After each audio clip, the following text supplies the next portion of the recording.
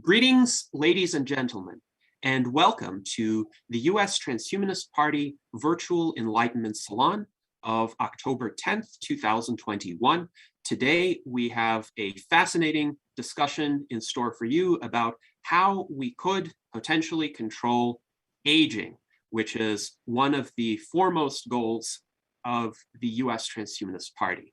We have a distinguished panel joining us today, including our Director of Visual Art, Art Ramon Garcia, our Director of Longevity Outreach, Ben Ballweg, our Legislative Director, Jason Geringer, our Director of Scholarship, Dr. Dan Elton, our Director of Community Resilience, Alexandria Black, our 2020 Vice Presidential Candidate and CEO of BioViva, Liz Parrish, and our guest of honor for today is Dr. Bill Andrews, the founder and CEO of Sierra Sciences, one of the world's leading telomere biologists working on the quest to defeat biological aging. So, Bill, we are honored to have you here today.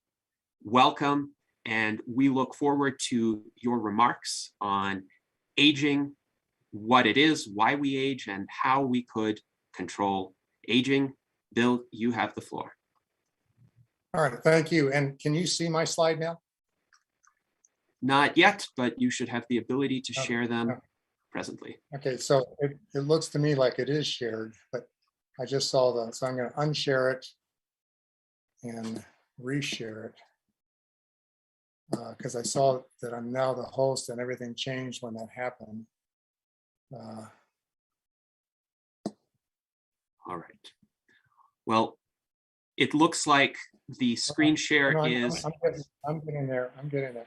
Yes, it's starting. And for those of you in the chat, please feel free to post your questions while Bill is presenting, and we will address them after his presentation concludes. And can you see my slides now? Yes. Okay, good. All right, so, okay, so my slides are not moving when I click on anything. Yes, your slides were moving just a moment ago. They're not moving on my computer. It says now your screen sharing is paused. Let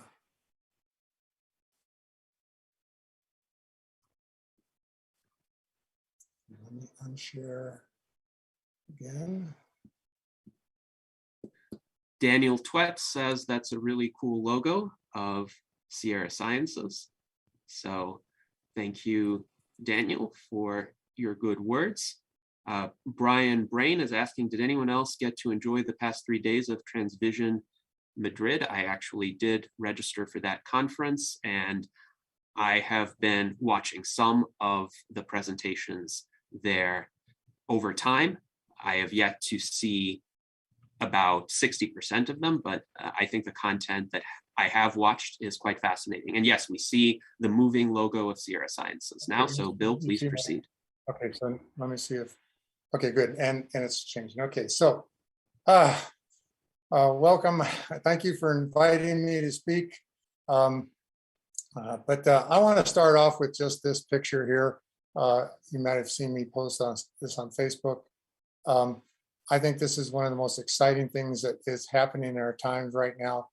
The fact that he's 90 years old and going to go into space is just saying a lot has been accomplished since I first got interested in aging. I don't know if I foresaw something like this happening, but I am very excited about seeing this happen. It's going to happen on Tuesday. William Shatner is going into space on Tuesday. So for real. So I want to begin my talk really on just getting some basics, and that's, how to believe what's real and what's not real. I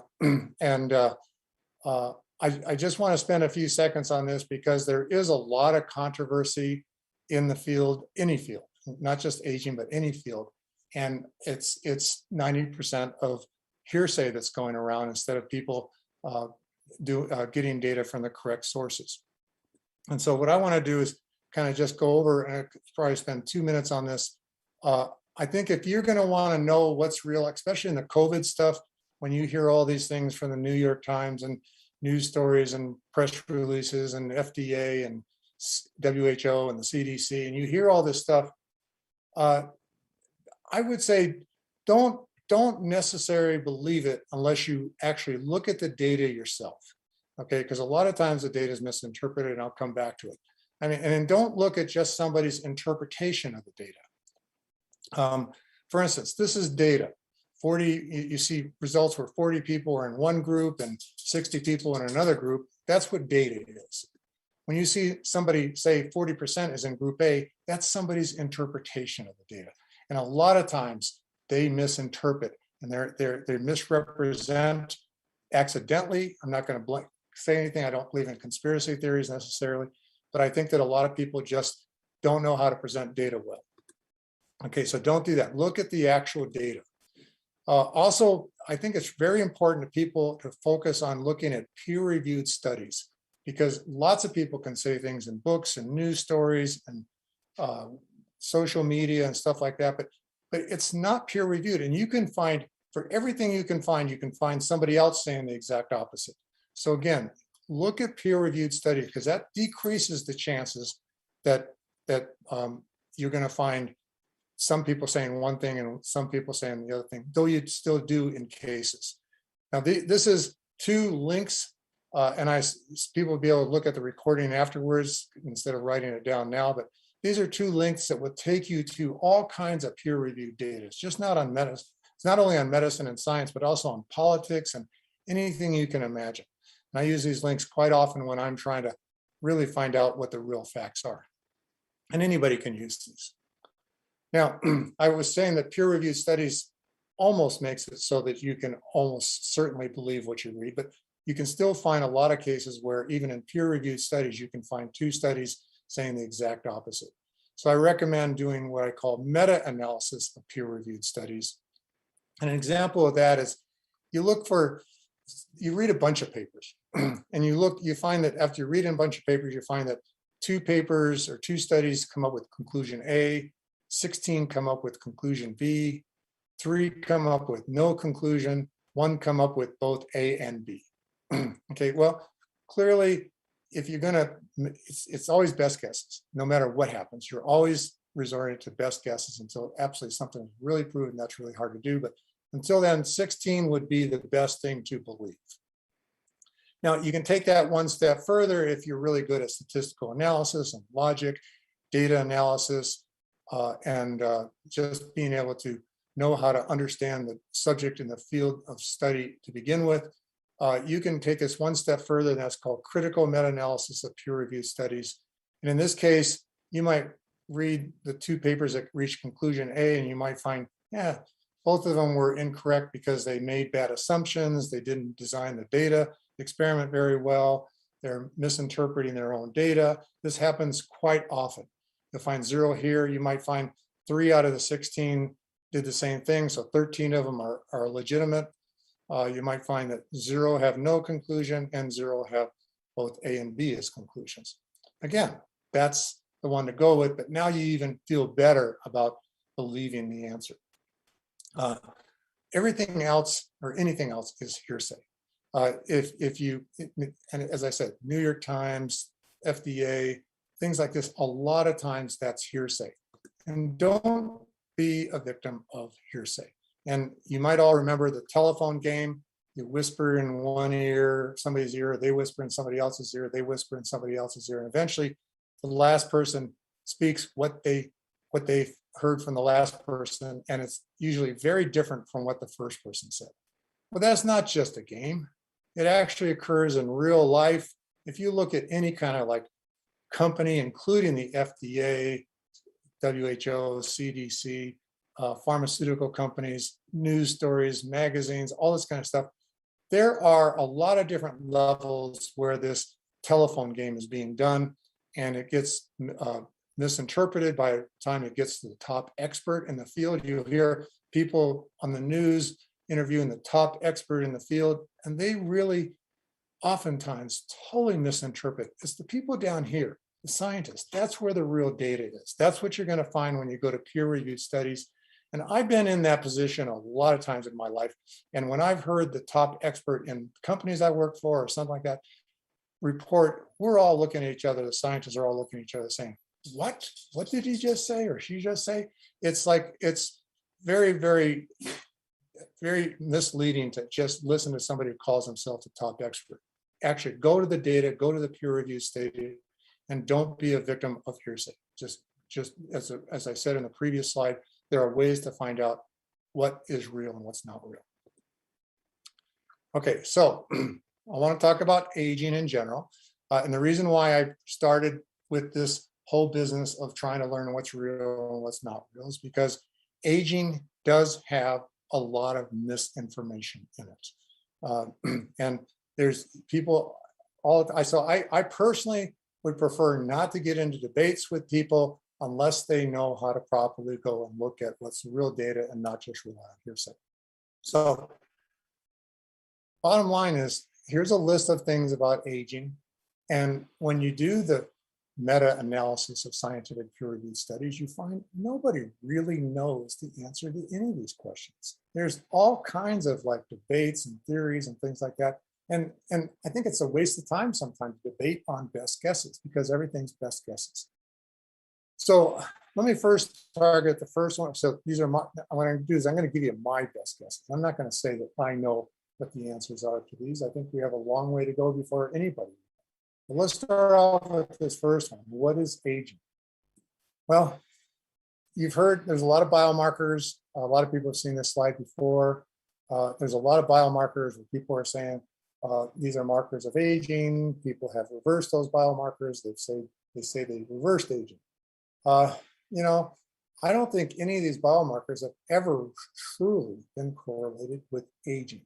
And my definition of aging is something that we all know what it is. I don't think I need to tell anybody here which photo of Betty White was taken first. That's pretty obvious, but we really can't nail down exactly what it is that we see, but we can do it, okay? So even though this isn't a super measurable biomarker, I think that's what aging is.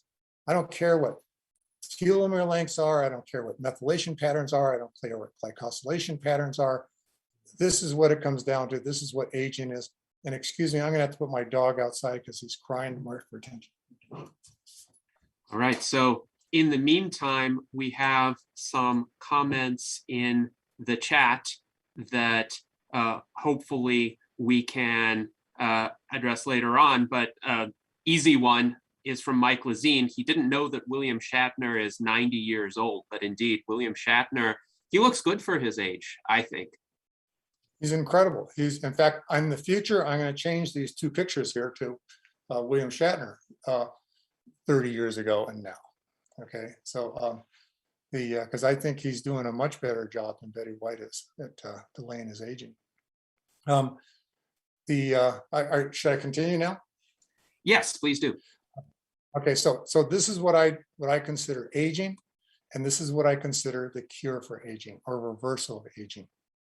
And again, I can't put my finger on it, but I call this the Betty White test. And in my opinion, no other treatment or therapy is ever going to be able to truly say they've cured aging unless it can pass the Betty White test. I mean, I do think DNA methylation patterns and telomere lengths and glycosylation patterns are important to look at because they're good representations of health, but I don't think any of them are going to actually be something you can say controls aging. And so one of those things can be shown to pass the Betty White test when they're reversed. All right, so that's my thing on what is aging. It's bottom line is we can't really nail it down yet. We don't really know. We just all do know though. We just know, we can tell looking at one person, another person approximately how old they are. So we do know how to do it, but it's not really hard. It's not easy to define. And this is one of the problems with the problem that the FDA is having, and I'm completely in agreement with them. They're one of the reasons why it's very difficult to get the FDA to approve clinical studies on treating aging is because aging is not measurable right now. Just biomarkers of aging are measurable, which don't necessarily mean aging if you're reversing. So next question is, why do we age? What's this whole point? I mean, wouldn't you think that after millions of years of evolution, we would evolve past the point of not aging? Well, it has nothing to do with individuals. It actually has to do with species. And a successful species is one that can survive a rapidly changing environment. So don't think about the individual, think about the species as a whole. So in order for the species to survive a rapidly changing environment, it needs to be able to shuffle its genes. So the more a species shuffles its genes, the more likely it is to survive a rapidly changing environment. Because by shuffling genes, you create more variation within the species, and the chances are increased that some members of the species will survive that rapidly changing environment. Now, turns out more shuffling of genes occurs if the offspring are allowed to interbreed more than the parents are allowed to rebreed. I mean, this is all probability and statistics, okay? So if you want to get more randomness of the gene, it's better to start with the more random to begin with. But if you just allow the parents to rebreed, that's not as random. They're just going to be recreating the same offspring that have already been produced. You need to allow those offspring to interbreed. And so survival of the species is going to be better if you eliminate the old. So species that eliminates its old is going to have more gene shuffling, and therefore is more likely to not become extinct when the environment changes. There's some members of the species are more likely to survive by increasing the shuffling, and that can be done by eliminating the old. Bottom line, that's why we age. That's my guess. There's no proof of that. There's a lot of theories out there. My PhD is in evolution. It's in both molecular genetics and evolution. I do have a lot of background in this, and this is what I've come with is based on my background and also scientific peer-reviewed studies of meta-analysis of scientific peer-reviewed studies. So next question is what causes us to age? And yeah, sure. There's an evolutionary reason for us to age, but what causes us to age? Well, there's a lot of things that cause us to age. And a lot of these causes of aging result in symptoms of aging. And then a lot of these symptoms are also causes too. So we have even more causes. But the primary causes I'm going to come to back in a minute are on the left. Okay, and then what we actually observe is we observe decline in health, decline in appearance, and death as a result of aging. So that's pretty much the three different processes or levels of aging. Now, the things that cause aging, well, one, there's the environment, oxidative stress and inflammation, most importantly. And when I say environment, I don't mean just external environment from the atmosphere. I'm talking about internal environment too, things that are happening inside the body due to diet and weather and things like that. And there's also genetics. Some of us just have better genetics than others when it comes to living a long time. Now, was this an evolutionary process? Well, it might be the people that have the better genetics are the people that existed before we evolved into having genetics that cause us to aging. So we can't really say, and we can't call them mutants. We can only call them genetic variations that are floating around. But some people have better variation of genes in their body than others do. And as a result, they live longer. But the more evolutionary advanced species might be the ones that don't live as long. Okay, so then the other one, of course, is telomere shortening. I say, of course, because people know that that's my field of study, or their aging in general is my field of study, but my focus presently is on telomere shortening. I'll come back to.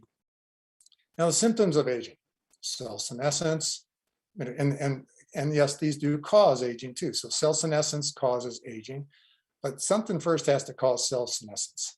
Same with mitochondria dysfunction, same with altered gene expression, and a whole lot of things that you've been hearing over and over again from a lot of different places. Yes, these are causes of aging, but they're actually more symptoms of aging that then actually further cause aging. And the thing that these things all have in common is that they all make cells unhealthy. And this is where it comes into this big dilemma of why we age and how we age and things like that. because we do accumulate these unhealthy cells. But why is that a problem? Okay, now to talk about why a question that why that should be a problem, I want to go back and just talk about something like bacteria or any other kind of organism that divides indefinitely. Okay, so when you put a bunch of bacteria into a petri dish, and then you mix that with an equal number of unhealthy bacteria in that same petri dish, and you let those grow, after a while, the healthy bacteria are going to overgrow the unhealthy bacteria, because by almost definition, the healthy bacteria can divide faster and can utilize the nutrients in the growth media better than the unhealthy bacteria. If we let this culture grow any more, it actually eventually totally just does away with these unhealthy bacteria. Well, why doesn't this happen in humans? Okay, why do we accumulate all these unhealthy cells? Why aren't the healthy cells dividing to replace those unhealthy cells? And in this case, I'm talking about the mitotic cells, the cells that divide. But even in the cases of non-dividing cells, like our neurons and some heart cells and things like that, there are other cells that do divide that I call caregiver cells. These cells protect those non-dividing cells.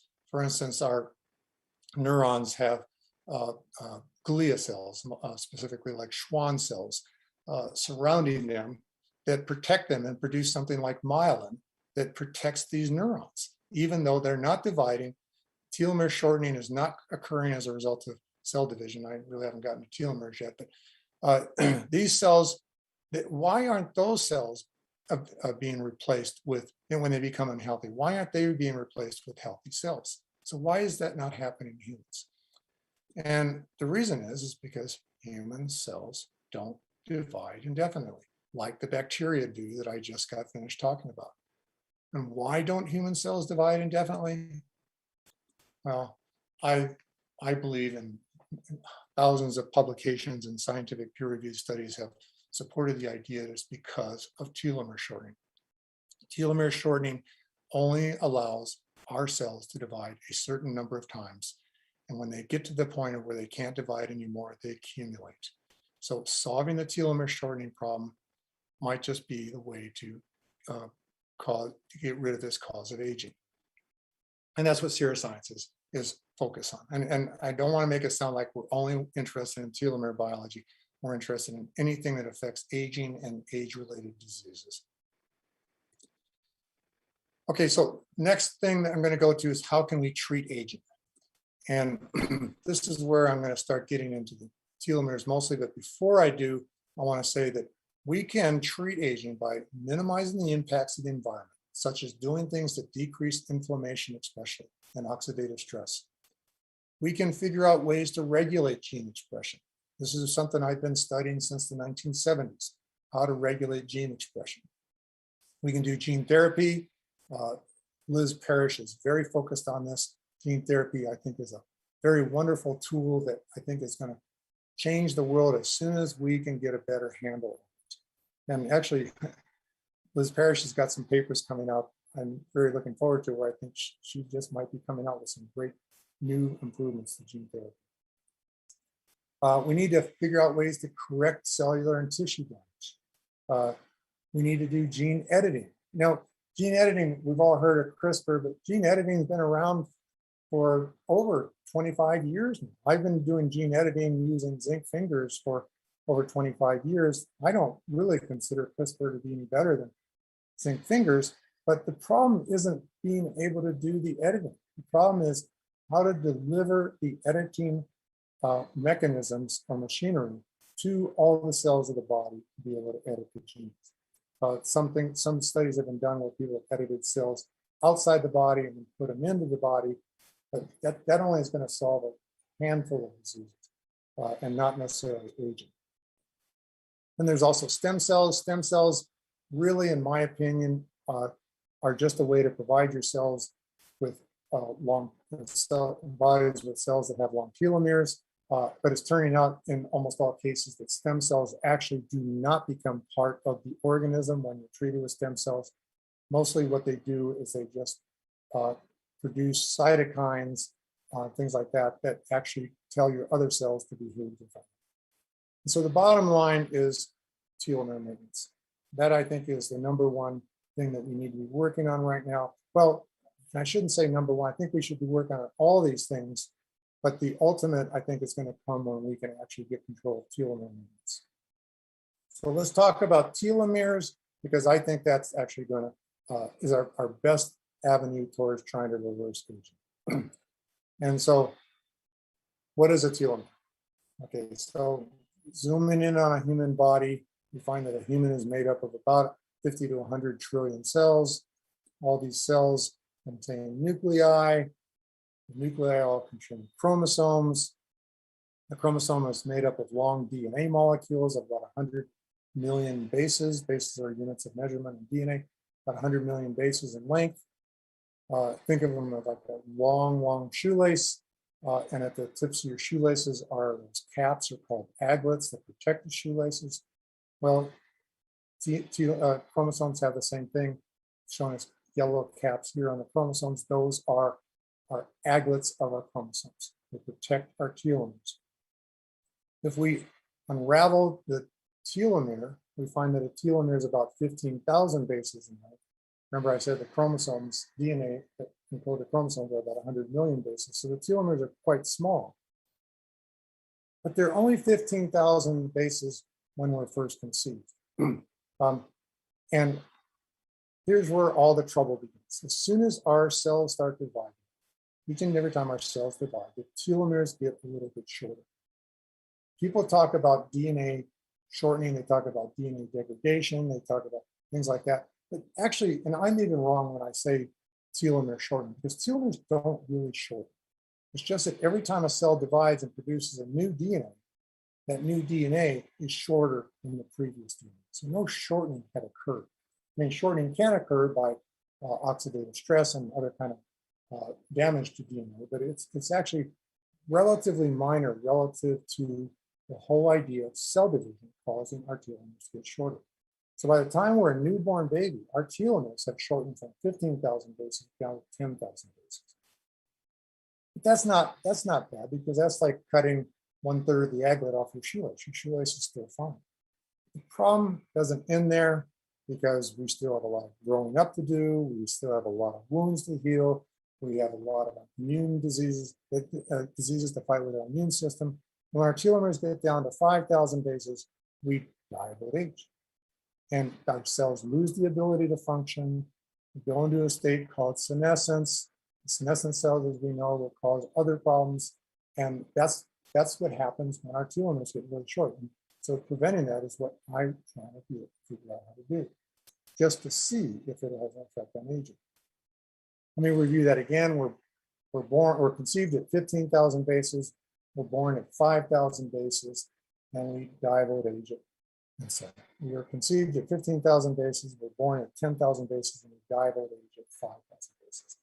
And realistically, there's nothing we've been able to do about this at all, except gene therapy, as soon as we can figure out how to deliver it to all our cells. Everything else, all it does is decrease the rate of the shortening, and sometimes just a little. If you have the most perfect genetics and you lead the most perfect lifestyle, you are still limited to 125 years as a maximum theoretical lifespan, just based on the math of telomere shortening. You can calculate the number, how much the telomere shortens at every cell division. You can calculate how much cell division occurs in the human body. Some cells in our body, like our skin cells, our immune cells, our gut cells lining the gut, they divide all the time. It isn't like they stop and start and stop and start. So those, especially those kind of cells, we can get a really accurate measurement on how long a person is capable of living, and 125 years is that number. Okay, it's not just aging, as if I don't want to make anybody think I'm just trying to work on aging. I'm trying to work on all aging-related diseases, and I'm calling these, especially the ones that are caused by telomere shortening, I'm calling them telomeropathies. There's just about every disease in peer-reviewed studies in journals have shown that almost every disease we've ever heard of, including the common cold, is connected to the length of our telomeres. Okay, so how do we keep telomeres from shortening? Well, we already have a way of keeping them from shortening. It turns out in our reproductive cells, the germline cells of our parents, the germline cells of our parents produce an enzyme called telomerase that keeps them from having telomere shortening in their reproductive cells. The primordial germ cells, they're called, they're the cells that when they divide, they produce our sperm and our eggs.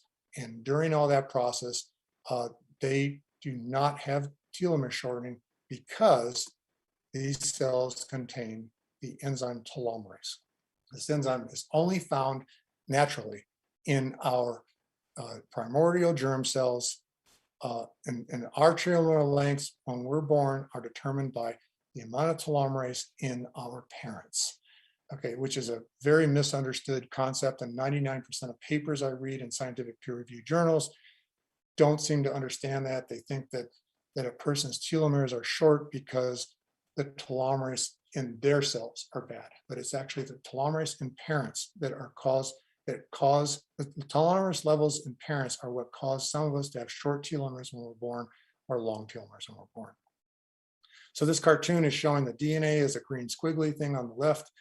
Telomerase is shown as a factory here, and all it's doing is providing additional bases to lengthen the telomeres.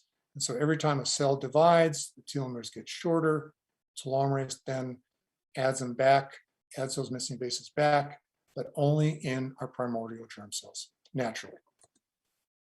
Okay, so why don't all of our other cells produce telomerase? The telomerase gene is completely shut off as soon as the sperm and eggs are produced. Okay, so from that point on, the newborn baby doesn't really have telomerase in their cells until a certain stage, the blastocyst stage, when there are, I think, 8 or 16 cells, and then one of those cells turns telomerase back on, and those cells end up becoming that baby's primordial germ cells. This again contradicts 90% of what you hear from other people speaking about telomeres and telomerase. That's why I say go do the critical meta-analysis of peer-reviewed studies to really find out what's really going on here. Okay, so the reason why all of our cells don't produce telomerase is because of gene regulation. We all have this gene for telomerase. It's in every 100 trillion or 50 to 100 trillion cells of our body, but it's there. Every gene has a regulatory element, just like a light switch that turns your lights on and off. But think of it more as a dimmer switch that turns it on a little or more or a lot. And so in our reproductive cells, in our primordial germ cells, that gene is turned on, and that gene produces telomerase. Now, it's a simple model. I've clearly left out transcription or producing the mRNA, but it's making the point. Now, so this is just in our reproductive cells. In every other cell of our body, there's a protein that binds to that regulatory element and cuts and shuts it off. And it's called a repressor. And so one of the things so there's two ways to fix this problem that Sierra Science is working on. One is to discover small molecule drugs or even natural products that will get inside our cells, bind to that repressor, and dislodge it. That's 90% of our work has been in the last 20 plus years, and we have made significant progress, but we have not found anything that turns it on enough to prevent telomere shortening, just decrease the rate of telomere shortening. So that's one of the things we're doing.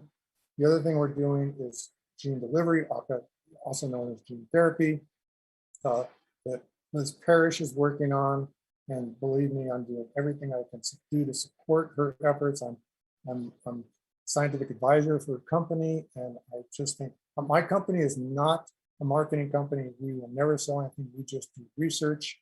So I need companies like BioViva and Liz Parrish to be able to provide these technologies to people. And then she also has her own research group that's doing a lot of work, and I'm helping as much as I can with that. But gene therapy is first. I want you to think of a human cell. Imagine that human cell is like a soap bubble. Okay. Then there's also other soap bubbles. They're smaller, I can sometimes call them a vehicle, but they're the gene therapy, okay? And inside this small soap bubble, we put the gene for telomerase, but we've engineered it now so it turns on, so it's very potent. The gene produces a lot of telomerase, and that's the gene therapy. Well, we all know that when we mix soap bubbles, when you're blowing them in the air and they come together, well, that's the gene for telomerase. They fuse, and the contents of both of them become one. And when that gene therapy, that gene gets inside the cell, it then produces telomerase. And because we engineered it, as I mentioned, it produces a lot of telomerase and will actually lengthen telomeres.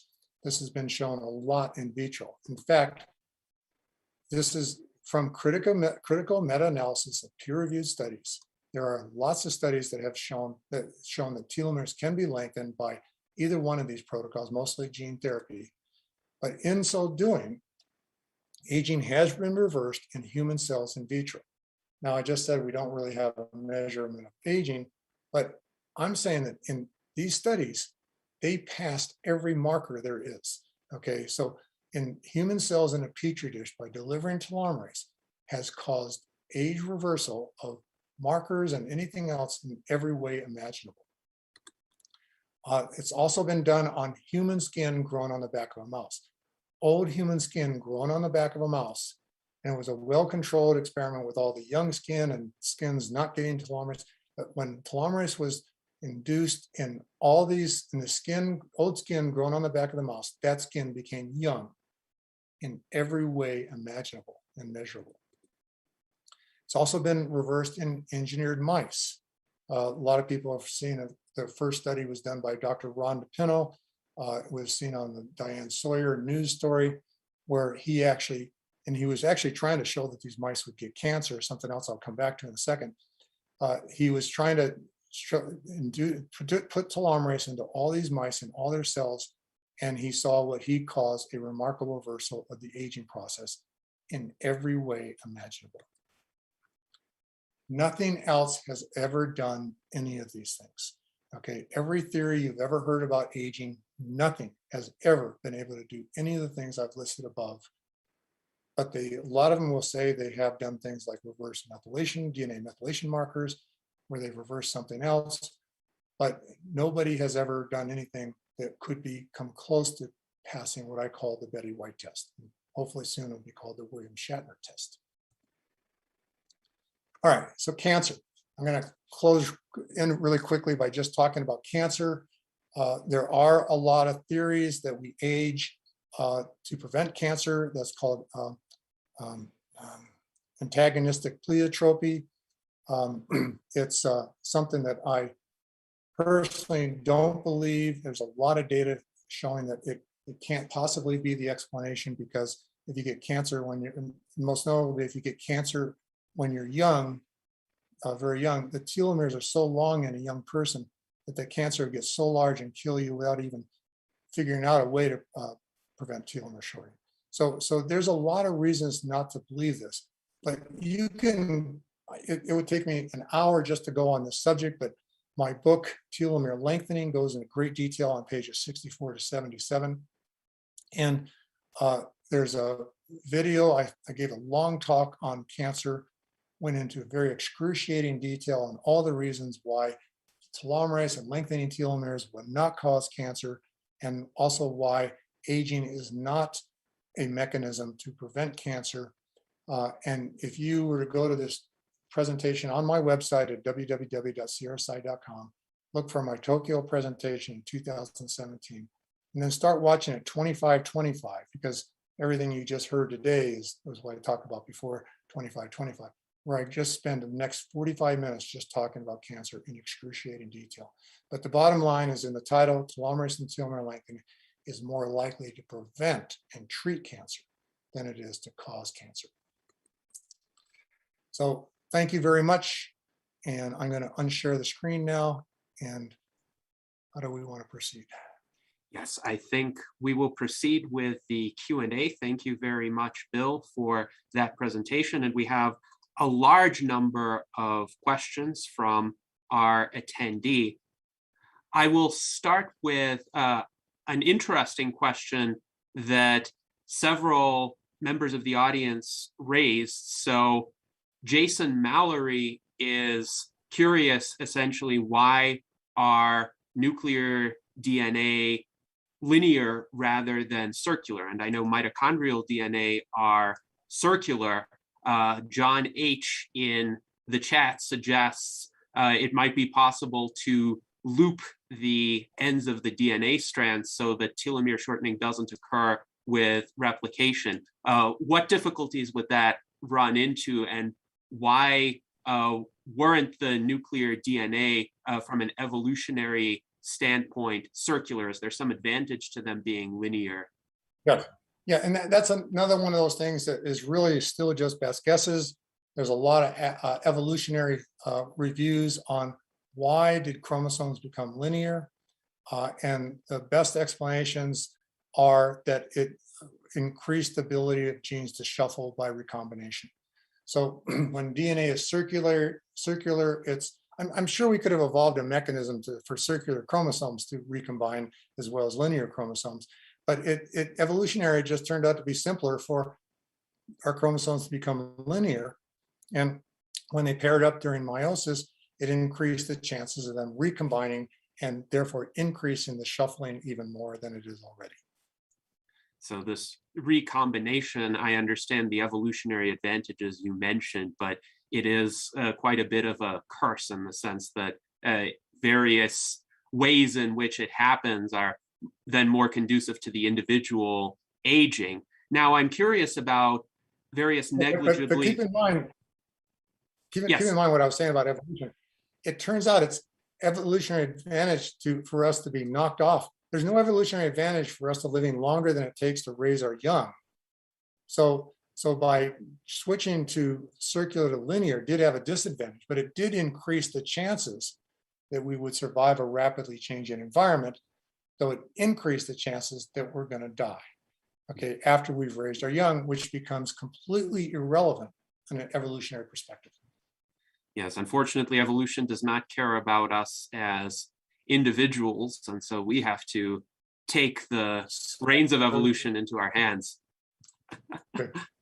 So I'm curious about negligibly senescent species like giant tortoises and lobsters, which do not seem to have evolved at least significant biological aging, and so they can live much longer than we do. What led to that difference from the majority of species like humans, dogs, cats? Most mammals do senesce, but these few species, as well as some species of sharks, ocean quahog clams, and a few others, do not senesce. Well, first, let me say that very few animals senesce in the same way humans do. Okay, for instance, mice, their senescence process is very different from humans. Okay, so it's not even the only animals that have been shown to reach senescence by telomere shortening are humans, some non-human primates, for instance, I forget, well, lemurs are not one of them. Dogs, cats, horses, sheep, pig, deer, those are the only animals that have been shown to actually encounter senescence because of telomere shortening. And in all cases, providing telomerase can take a senescent cell and make it non-senescent. Not true in mice. If you put telomerase into a senescent mouse cell, it has no effect. But if you put an antioxidant into a mouse cell, you can overcome senescence there, but not in humans. So senescence is very different between humans and mice and most animals. Now, did I forget the question? What was the question again? So what was the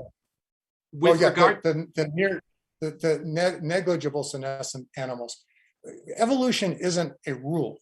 Okay, evolution isn't a force. It's actually a result. Okay, so doesn't happen in all animals. Evolution is still occurring. Now, there's theories about most of these animals are animals that live in the water. Okay, so they're saying that maybe there's less chance because of all the predators.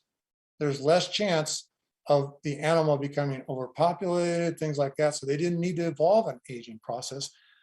They were still, even if they did evolve an aging process, it wouldn't have reduced their numbers as much as predators and things like that in the ocean are. But I don't know if those are true. I think simply statistics and probabilities and things like that are things that affect evolution. Some animals do things, some animals don't from an evolutionary perspective. And remember, evolution isn't a series, okay? It's branches, okay? So so let's say like a whale that apparently has negligible senescence, or a lobster has negligible senescence. Well, animals branched off from that probably did develop senescence or aging, but that didn't mean the lobster quit existing, okay? And but lobsters do have a process. For instance, every year they shed their shell, get a new shell. Every year they're bigger. That getting bigger and bigger might make them less capable of hiding from predators. And so they do have a way of knocking off the old, okay? But it's not by aging. Now, might be true for all these animals. Yeah, go ahead. Yes, thank you for that response. And John H. wonders, how did we evolve to care about more than just living long enough to reproduce? To him, it seems extraneous from an evolutionary point of view. Now, I have heard of the grandparent hypothesis, which was used to explain why human lifespans are quite a bit longer than is strictly necessary to reproduce, because if you have some more experienced humans around, even if they're biologically a bit frailer, they can guide the younger humans essentially and tell them, well, 30 years ago, we lived through these kinds of conditions, and here's how you adapt to them. Do you see some merit in that hypothesis to explain why humans are biologically capable of living to 125, even though nobody has lived that long thus far? Well, first, I'm not a semantics expert, but I do catch people on this one. It's not a hypothesis unless you're doing an experiment to test it. And so there's no way to test it. So it's really a theory in this particular case. But the grandmother, grandfather, taking care of the younger generations is a theory.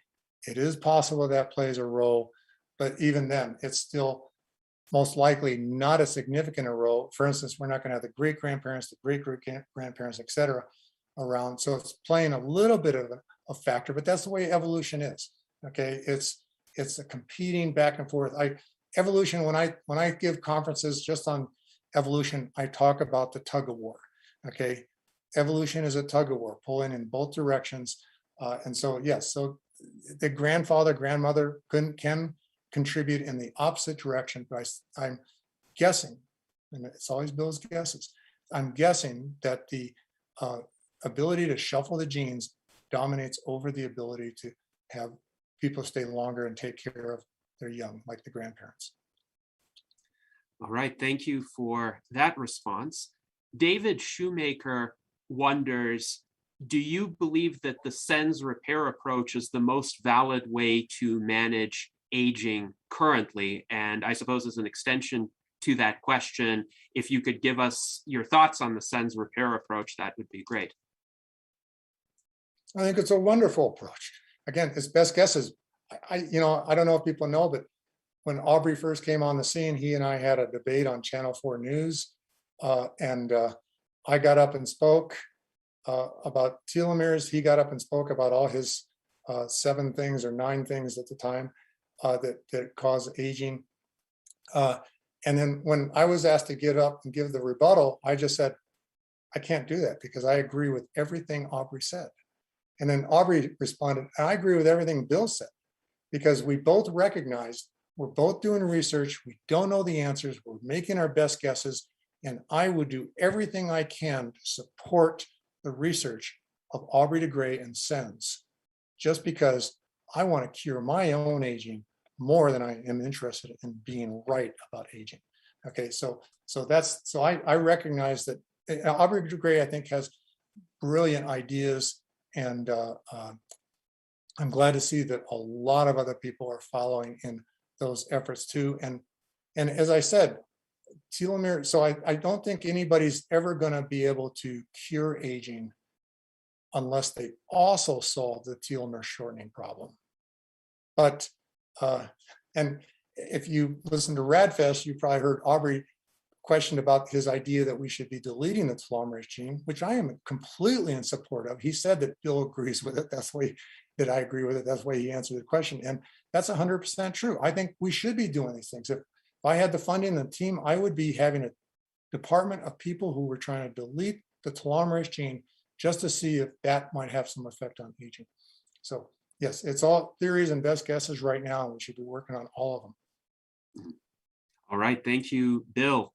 Now, Jason Mallory wonders if radiation damage over time contributes to biological aging. I know it can contribute to skin damage, heightened risk of skin cancer. That's why as runners, we try to avoid excessive sun exposure.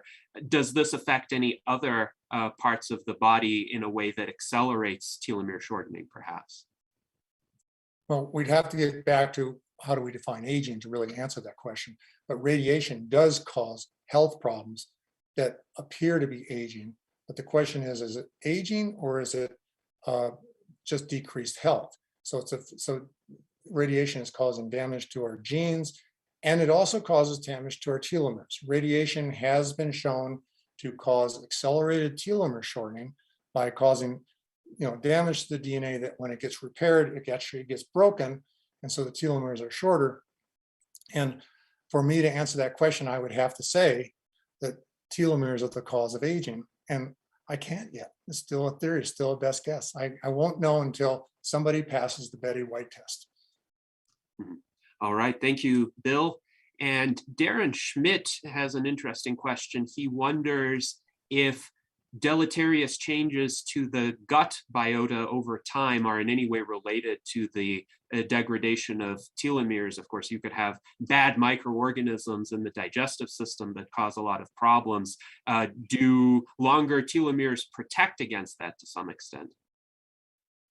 Well, let me, first part of that question was, do the bacteria and other organisms in our gut cause telomere shortening? If they produce any type of like DNA damaging agent, yes, they do.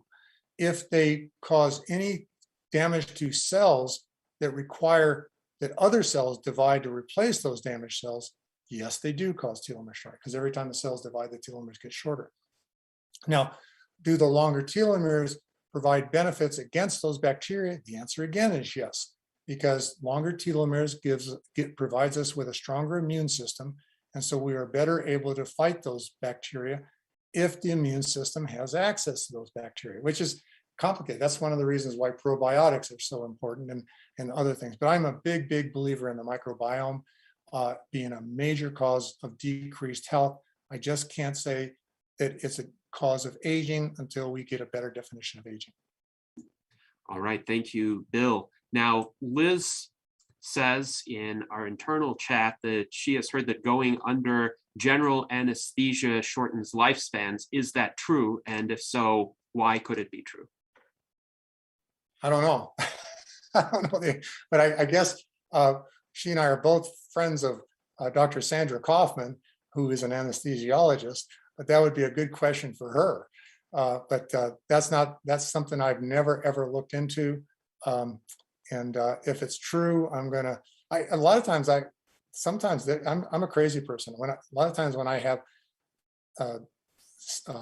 let's say, surgeries or just studies done on myself, I'll often elect to stay awake just so I can watch the monitors and participate in the diagnosis and treatments.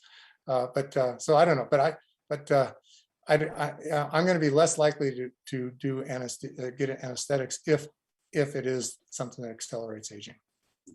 I do think we should inquire about this with Dr. Sandra Kaufman, and hopefully we can have her on as a guest for a future virtual Enlightenment Salon, because that would be a fascinating conversation to have. Now, Alexandria Black attended the ARDD conference, Aging Research and Drug Discovery, and she heard at that conference that P53 gene therapies can repair double lesions in DNA. Those are her words. And she asks, any thoughts on using P53 to affect epigenetic changes? Well, P53 is not going to correct damage, but it's in combination with other things where damage does get corrected. But the problem with correcting DNA damage is that oftentimes it's corrected into the wrong choice. So if there's a mutant base, and let's say it was a cytosine, that cytosine, when it gets corrected, can sometimes be turned into a adenine. Okay, and so that's one of the problems with DNA repair a lot, even though it does have the opposite strand as a template. The biggest problem is when the damage occurs to both strands, and then the repair is oftentimes ends up being a mutation. But P53 is just a tumor suppressor. Okay, so it's actually not all by itself going to correct the DNA damage, but most of the studies have been involved in combinations with P53 to actually inhibit cell division and stuff like that, or prevent cell division so that DNA repair can occur. Mhm. All right, thank you, Bill. We have a question from Dan Elton. Dan, please go ahead. Oh yeah, hi, thanks for doing this. I like the concept of the Betty White test, and I was wondering if you've been in any discussions with the FDA about aging biomarkers, and in particular, using just images of the face. There was an interesting discussion that was recorded at the Foresight Institute with the director of the FDA biomarker validation program.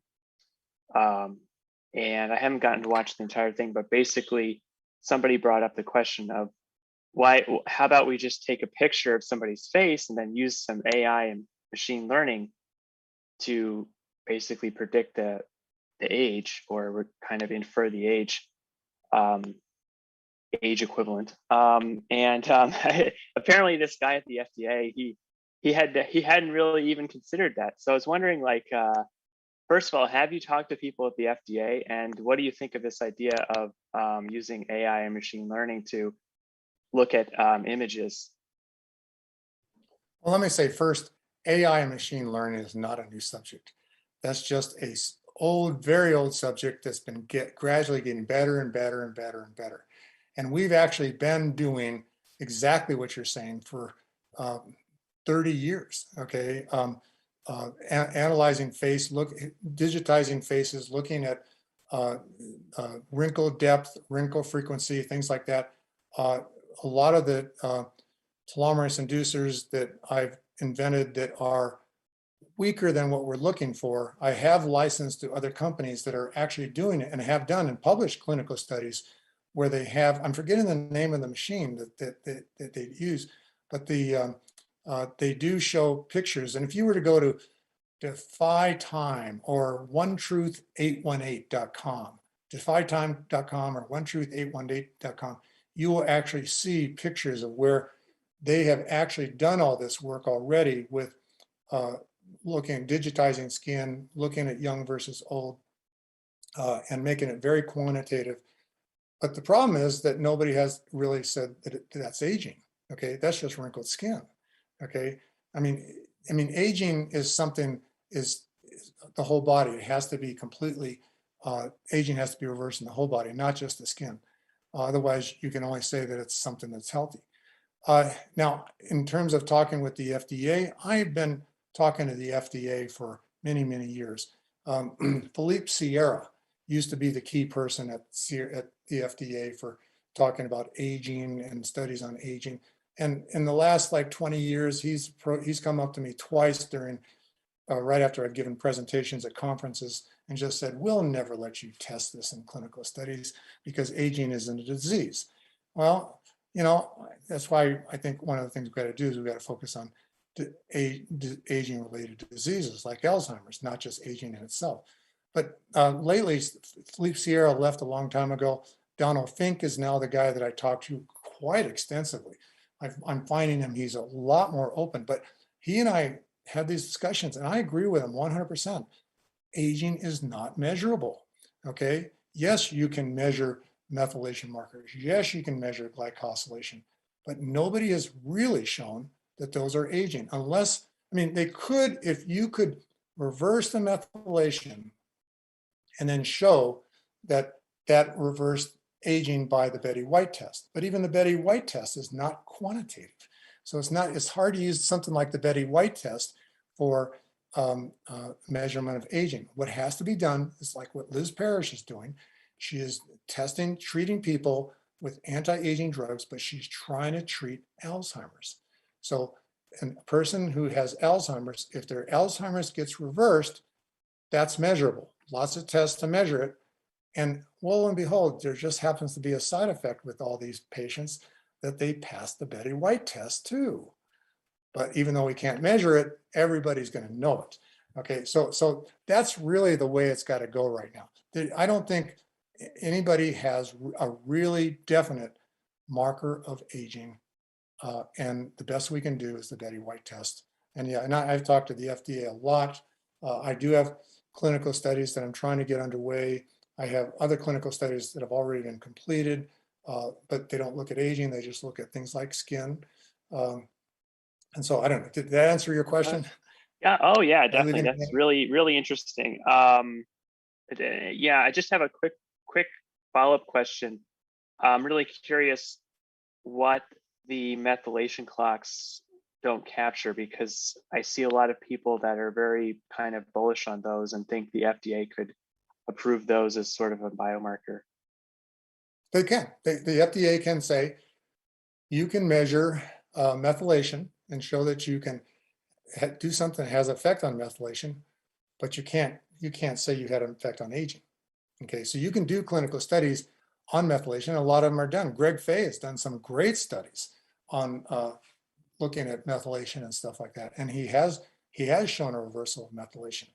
But you know, we actually haven't done the following study that I'm going to describe in a second, but we have done other studies, for instance, like sirtuins. Sirtuins used to be the marker, one of the markers of aging. But we have shown that by lengthening and shortening telomeres, we affect sirtuin expression often on just like aging does. So I think that if we started doing some research on looking at the role of telomere shortening and lengthening on DNA methylation, we're going to find out that DNA methylation is actually controlled by telomere shortening and lengthening. But we won't know until we do the studies. Until then, it's just a best guess that I probably shouldn't have even mentioned. But yeah, okay. We don't know. And so that in that case, like that, you're almost saying like that. It sounds like what you're saying is the telomere shortening in that scenario would be the real like, or one of the major root causes. That's surprising to hear to me. But yeah, okay. I'll let other people. Yeah. The fact is, reversing DNA methylation will not have any effect on telomeres. There's no mechanism even proposed on how that's going to happen. Telomere shortening is definitely something that affects health, because when they get to 5,000 bases, the shortening isn't degradation. The shortening is lack of production during cell division of a full-length chromosome. Every time a cell divides, there's nothing we can do about it. They do get shorter. When they get to 5,000 bases, our cells do lose the ability to function. So we have to solve that problem, even if we solve the methylation problem independently. Okay. So with regard to what could potentially convince the FDA to declare aging as a disease, do you think there's any set of criteria, telomere shortening in combination with some other indicators that could be plausibly identified as aging or close enough to aging that these could be seen as the endpoints of a clinical trial? Like if a clinical trial lengthens telomeres by X% and also has a few other effects, that could be considered good enough as a treatment for aging that the FDA would approve. FDA might approve that, but I don't think the FDA would believe that's true. And I know I wouldn't believe it's true. I would not believe that aging got cured if somebody's telomeres got longer and somebody's DNA methylation patterns reversed and the glycosylation patterns reversed, and they didn't pass the Betty White test. Okay, so I think that we have to, the ultimate is that somebody has to pass the Betty White test. We have to look, feel, and behave like we're 25 again. Okay, a 95-year-old has to look, feel and behave like they're 25 again. And if you can't do that, you haven't reversed aging, like it or not. But that doesn't mean you haven't done really great things, okay? Because but we just can't call it aging. So you think first somebody has to pass the Betty White test, and then the criteria would be reverse engineered in a way. The FDA could say then whatever was reversed or fixed in that person, that would then be what we consider aging from the standpoint of the definition for that for which treatments will be approved going forward. That's pretty much the definition of science. If you have an event that can be caused and reversed and caused and reversed, you therefore have some way to start finding out what causes that back and forth. And that's 90%. But when you don't have something to begin with to measure a reversal of aging, there's no way that anybody's going to know. But when you do, then you can start asking what caused it. So interestingly, Jason Geringer in our chat provided a link to the FDA's table of surrogate endpoints that were the basis for drug approval or licensure. So it seems the FDA does have a history of using surrogates for other conditions as well. Do you think there's anything special about aging that makes it more difficult to do that? Well, the surrogates are still doing something that's measurable. It still comes down to the aging isn't measurable. And I can't debate that issue. I can't. If somebody says that I'm wrong about that, I would say, okay, maybe I am wrong. I'm just giving you my best guess answers. But personally, I can't accept the idea that just reversing methylation patterns or lengthening telomeres reverses aging unless the Betty White test is passed too. And that's because that's ultimately what I want. I want to see my age get reversed. I want to go back to being like I'm feeling, behaving, and looking 25 again, and as healthy. Yes, and I think we all want that in the Transhumanist Party, hopefully in time for all of us. Now, Junior Bannon has an interesting question. The question is, are reversing aging and reversing the effects of aging different at all? And perhaps what comes to mind is somebody who is a really healthy biological 70-year-old fast runner, can do a lot of exercises, has a healthy diet, etc. But you could still see that this person is a 70-year-old versus somebody who is a 25-year-old and also very healthy. So where would you draw the distinction between reversing aging and reversing the effects of aging? Well, they are two different things, but I definitely want to do whatever I can to reverse the effects of aging too. That's one of the reasons why Alzheimer's, when I showed those this list of telomeropathies, Alzheimer's is at the top of the list. It's an effect of aging, and I want to see that reversed. But that doesn't mean aging got reversed. So there is no line. They're both extremely important. Fortunately, they both have the same pathways. Research, nobody's saying, I'm going to work on trying to treat Alzheimer's, but not work on trying to treat aging. Okay, so it's not like a decision has to be made. Should you focus on Alzheimer's or you should focus on aging? Because both are probably connected in many, many ways. David Shoemaker is curious, is there any connection between telomeres and thymus regrowth? I know Greg Fahey recently conducted the TRIM trials, which have shown some success at thymus regrowth. Is telomere lengthening or telomere maintenance involved in that process in any way? Possibly, okay. And again, we'd have to do the studies to find out. But it's not just critically short telomeres that cause problems. When telomeres get shorter and shorter, they cause gene expression changes throughout the things, and they cause programming changes too to cells. The thymus, because it starts to degenerate so young in life, younger than than the advanced aging kind of diseases are. It almost is something that's being programmed by something, and telomeres could be the role. But how do we find that out? The only way to find that out is to lengthen telomeres and see if it reverses thymus disease. Okay, believe me, Greg Fay is one of the top scientists in the world, in my opinion.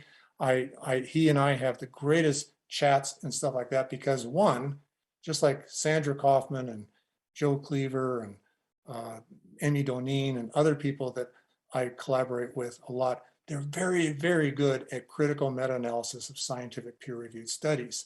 And so Greg Fay is really good. So Greg Fay and I, we never get into debates, but we have some great conversations about this. And that question you just asked about telomeres' role in thymus is one of the things that we talk about a lot. But we'll never know until we figure out how to lengthen telomeres in a whole person, not just cells in a petri dish. And not just an animal too. I mean, we might be able to do it with dogs, cats, horses, sheep, pig, or deer, or a non-human primate such as a lemur. Not a lemur, but forget the other one's name. But it won't. I don't think we can do it in a mouse because telomere shortening and lengthening is very, very weird in mice, and it seems to have nothing to do with what humans do. There might be a chance that mice telomeres just suddenly shorten tremendously at the end of life, but they don't seem to shorten during life. So there's other things going on, and I think mice mostly age by mitochondrial dysfunction and oxidative stress. Why their lifespan is so consistent, I don't know, but I think telomere shortening does play a role, and a lot of the studies that's come out of Liz Parrish's efforts have made me believe that telomeres are playing some type of role, but we still got to get the definitive studies done to find out for certain. Now, given that mice, at the very least, don't experience telomere shortening in the same way that humans do you think a lot of the studies on mouse lifespan and what treatments affect mouse lifespan may largely be inapplicable to humans as a result of that? Because if the mechanisms of aging are that different in mice, could an intervention that works in mice just fail to work in humans for that particular reason? Well, if we call telomere shortening A, and then all the effects that telomere shortening causes, call them B through Z, okay? There are other things that can cause B through Z, okay, that can be intervened on. So figuring out anything that can affect the aging in a mouse could also very likely affect aging in humans too. Now, I find that a little harder to believe when we go to fruit flies and roundworms and yeast, but mice are a lot closer on the evolutionary scale to humans than those other organisms are. And so, but I do believe, believe me, I take a lot of supplements just because of mouse data. Interesting. Now, I did hear Aubrey de Grey state a few times that the interventions that may lengthen lifespan in, let's say, simpler organisms like mice and C. elegans and fruit flies may not have the same effect, and indeed often do not have the same effect in humans. Say caloric restriction may only have a modest effect in humans, whereas it has a huge effect in worms and quite decent effect in mice, because humans have already evolved essentially to have these beneficial adaptations built into them, whereas in other animals they have to be induced through these methods. So do you think there's some validity to that statement, that essentially a lot of these interventions that work in the simpler animals don't work as well in humans because we already have those benefits? We've already evolved to have those benefits of greater than typical longevity for creatures of our size. Well, I can't really discuss this as a terms of some organisms are more evolutionary advanced than others. I believe that aging is a relatively recent evolutionary event. I believe aging evolved after we branched off from mice to humans, okay? And I believe that different organisms just took different paths to solve the way of knocking off the old. Okay, so so mice have their systems, humans have their systems. To say that one is evolutionary better than the other, I don't really know. I can't really say. And sorry, I forgot the question again. Say the question again? That was the key part of the question. I just was addressing some of the statements in the question. Right. So the treatments that could work to lengthen the lifespans of these simpler organisms, like calorie restriction, for instance, is it likely that they're a lot less effective in humans because, let's say, whatever the benefits are to mice for calorie restrictions, we already have them essentially programmed within us via our DNA? Yeah, so everything except the already programmed in is I want to address everything else except for that statement because I already addressed it. But the caloric restriction is something that I think benefits everybody, okay, mice and humans. It benefits mice a lot more than humans. Nobody really knows, lots of theories, nobody really knows why caloric restriction has any benefits at all. But it's one of the best theories is because the less carbons, less sugar, glucose that you consume, the less mitochondria function is going to occur, and mitochondria produce the free radicals. And so caloric restriction is probably, in the end result, causing a decrease in the production of free radicals. And that's why it has a big effect on mice. But humans, if you go back and look at Richard Cutler's studies from a long time ago, where he's actually done a lot of work on looking at antioxidants in different organisms, humans have 100 times the level of antioxidants that mice do. So we have evolved, not further involved, we've evolved a way of preventing, for fighting free radicals that mice don't have. Now, if you know the difference between K strategists and R strategists, we're a K strategist. Like I sometimes get them mixed up. Mice produce a lot of babies. They produce babies a lot more, so they don't have to live as long to keep generating the pool, shuffling the genes. Humans, we have births very rarely. We don't have any births until late in life. So we have to figure out other strategies. And that's why I don't like to call it further evolved. We just went a different path. Mice became the K strategist, we became the R strategist, and I might be getting K and R mixed up right now. But there are differences, but I can't say one is further evolved than the other. They're just very different strategies to deal with surviving a rapidly changing environment. Well, I certainly am glad to be of a species that evolved to have greater individual longevity as opposed to greater reproductive frequency. Of course, I value my own existence, and I don't really perceive the world through other people, such as offspring. So for me, that's a benefit, but I hope we can extend that benefit further. Now, we have a number of other questions about evolution. I'm curious if you can address this. Jason Geringer says he heard that Neanderthal DNA has been found to be in every race on the planet, except those Africans who have never left Africa. Do you think that could be true in terms of the Neanderthal DNA being so widespread? And do you have any thoughts about that, especially as it might relate to propensity toward aging or aging in certain ways? Well, I don't know if there's any role in the percentage of Neanderthal DNA in our chromosomes and as it relates to aging, but I do know that all of us have some Neanderthal DNA in our family, and all my brothers and sisters give me a really tough time all the time because I have more Neanderthal DNA than they do. But I didn't know about the thing about this Africans that don't have any Neanderthal DNA in them. That's interesting. One of these, I'll have to go look at that. I didn't know that. So I don't think it has anything. I don't know if, I can't say if it has anything to do with aging or not because no peer-reviewed studies have been done that I'm aware of. Now, one curious hypothetical would be, what if the Neanderthals had survived? What if they had not died out and we had two species of hominids on the earth?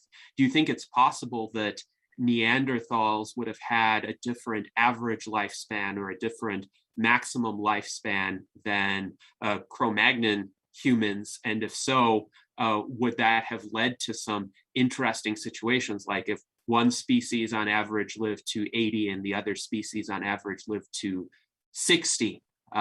That could be a very different world in terms of how these species interacted. Sure would give us something to study.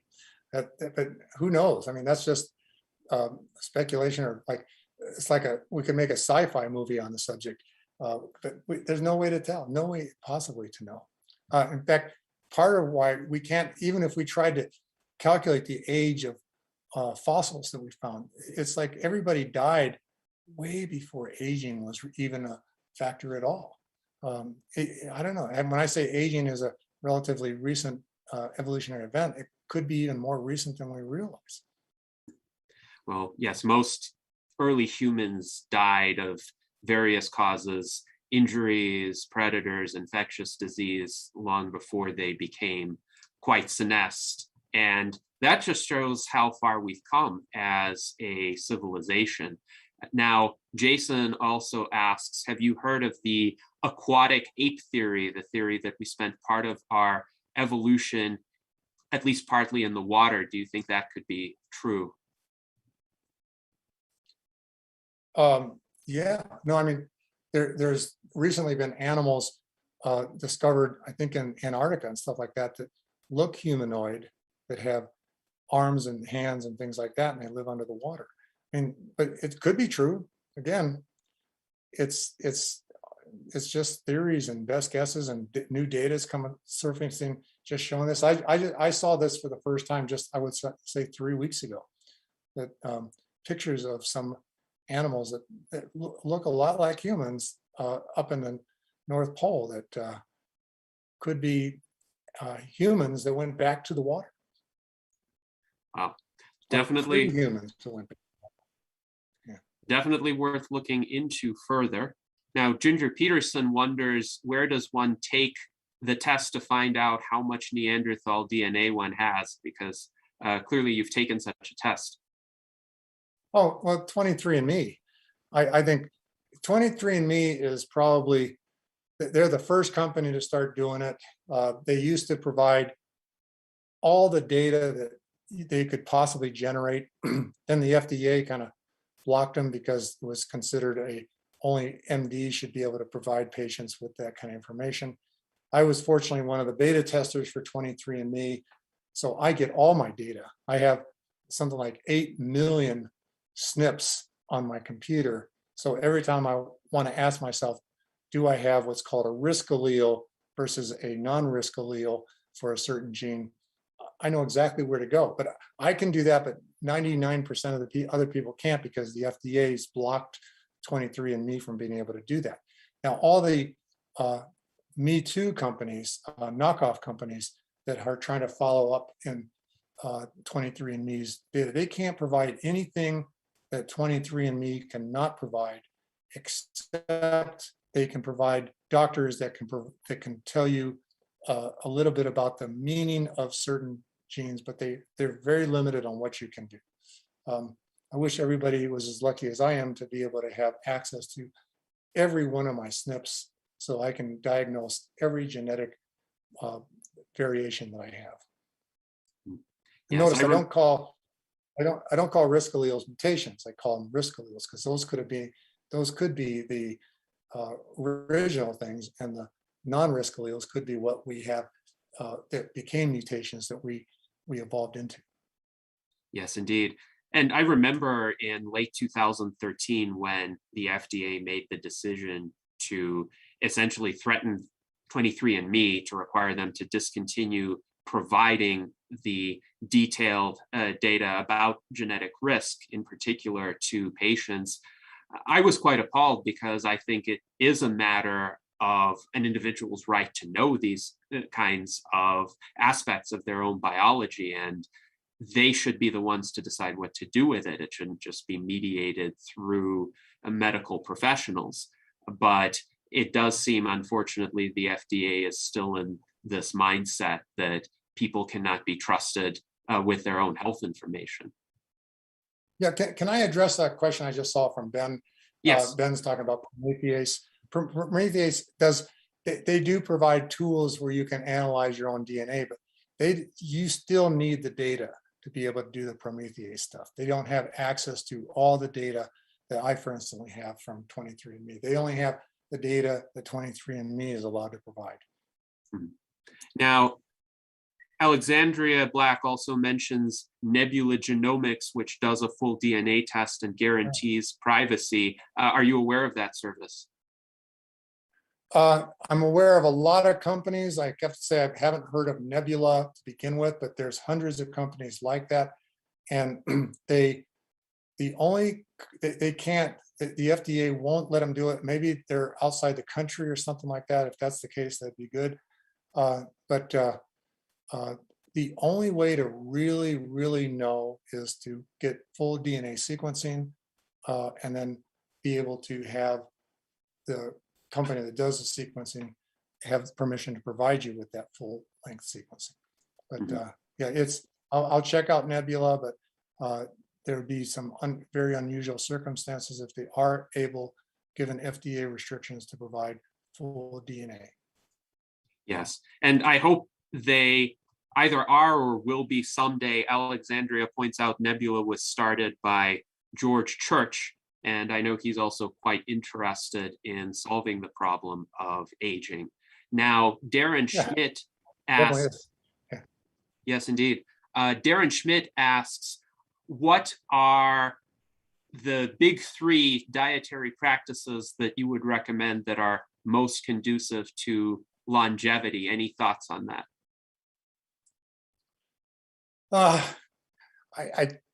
Okay, I don't want to debate on this. These are my personal feelings, but the best things you could do is a vegan diet.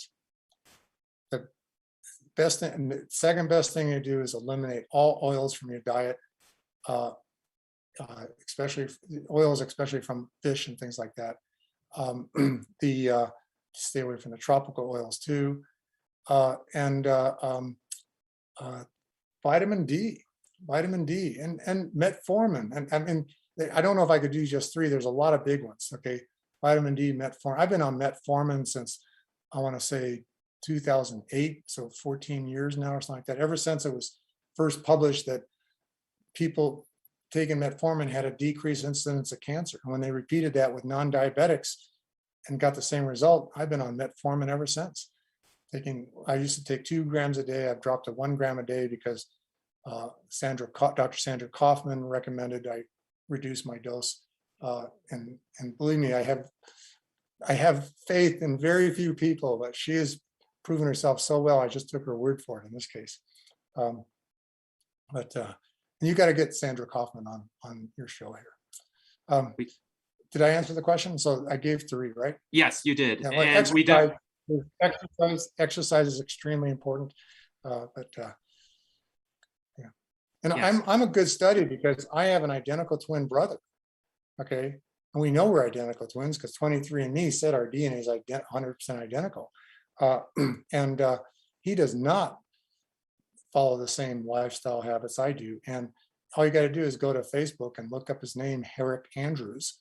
It's Herrick. And you ask yourself, who looks younger and healthier?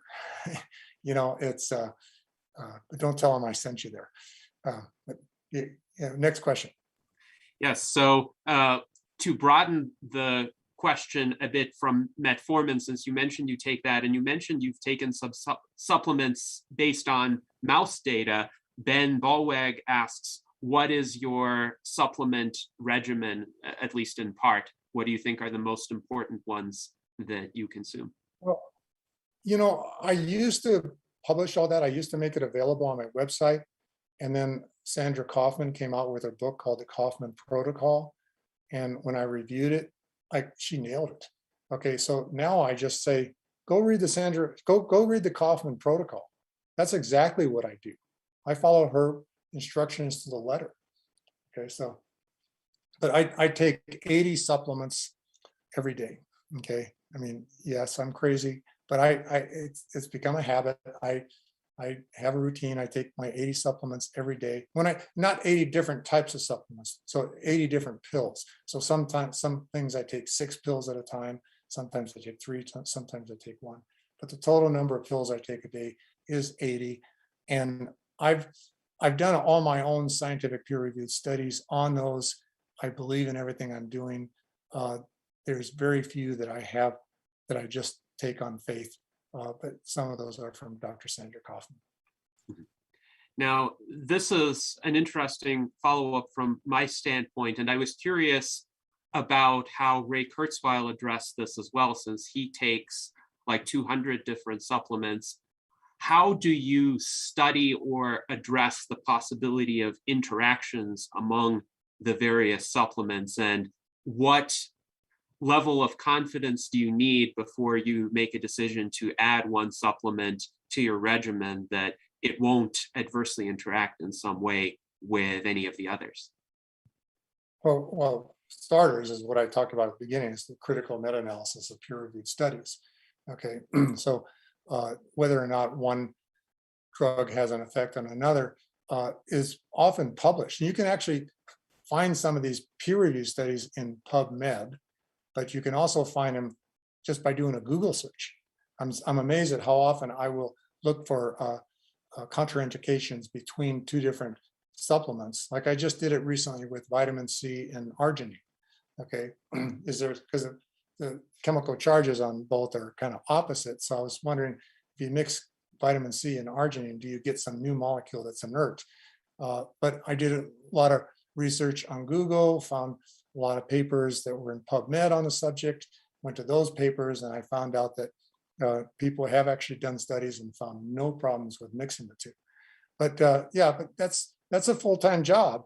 I spend a lot of time doing that, looking at things, but I also listen to myself. I listen to my body. Okay, so if something starts, and I keep a very well documented files on my supplements. So every supplement says what date I started, everything like that.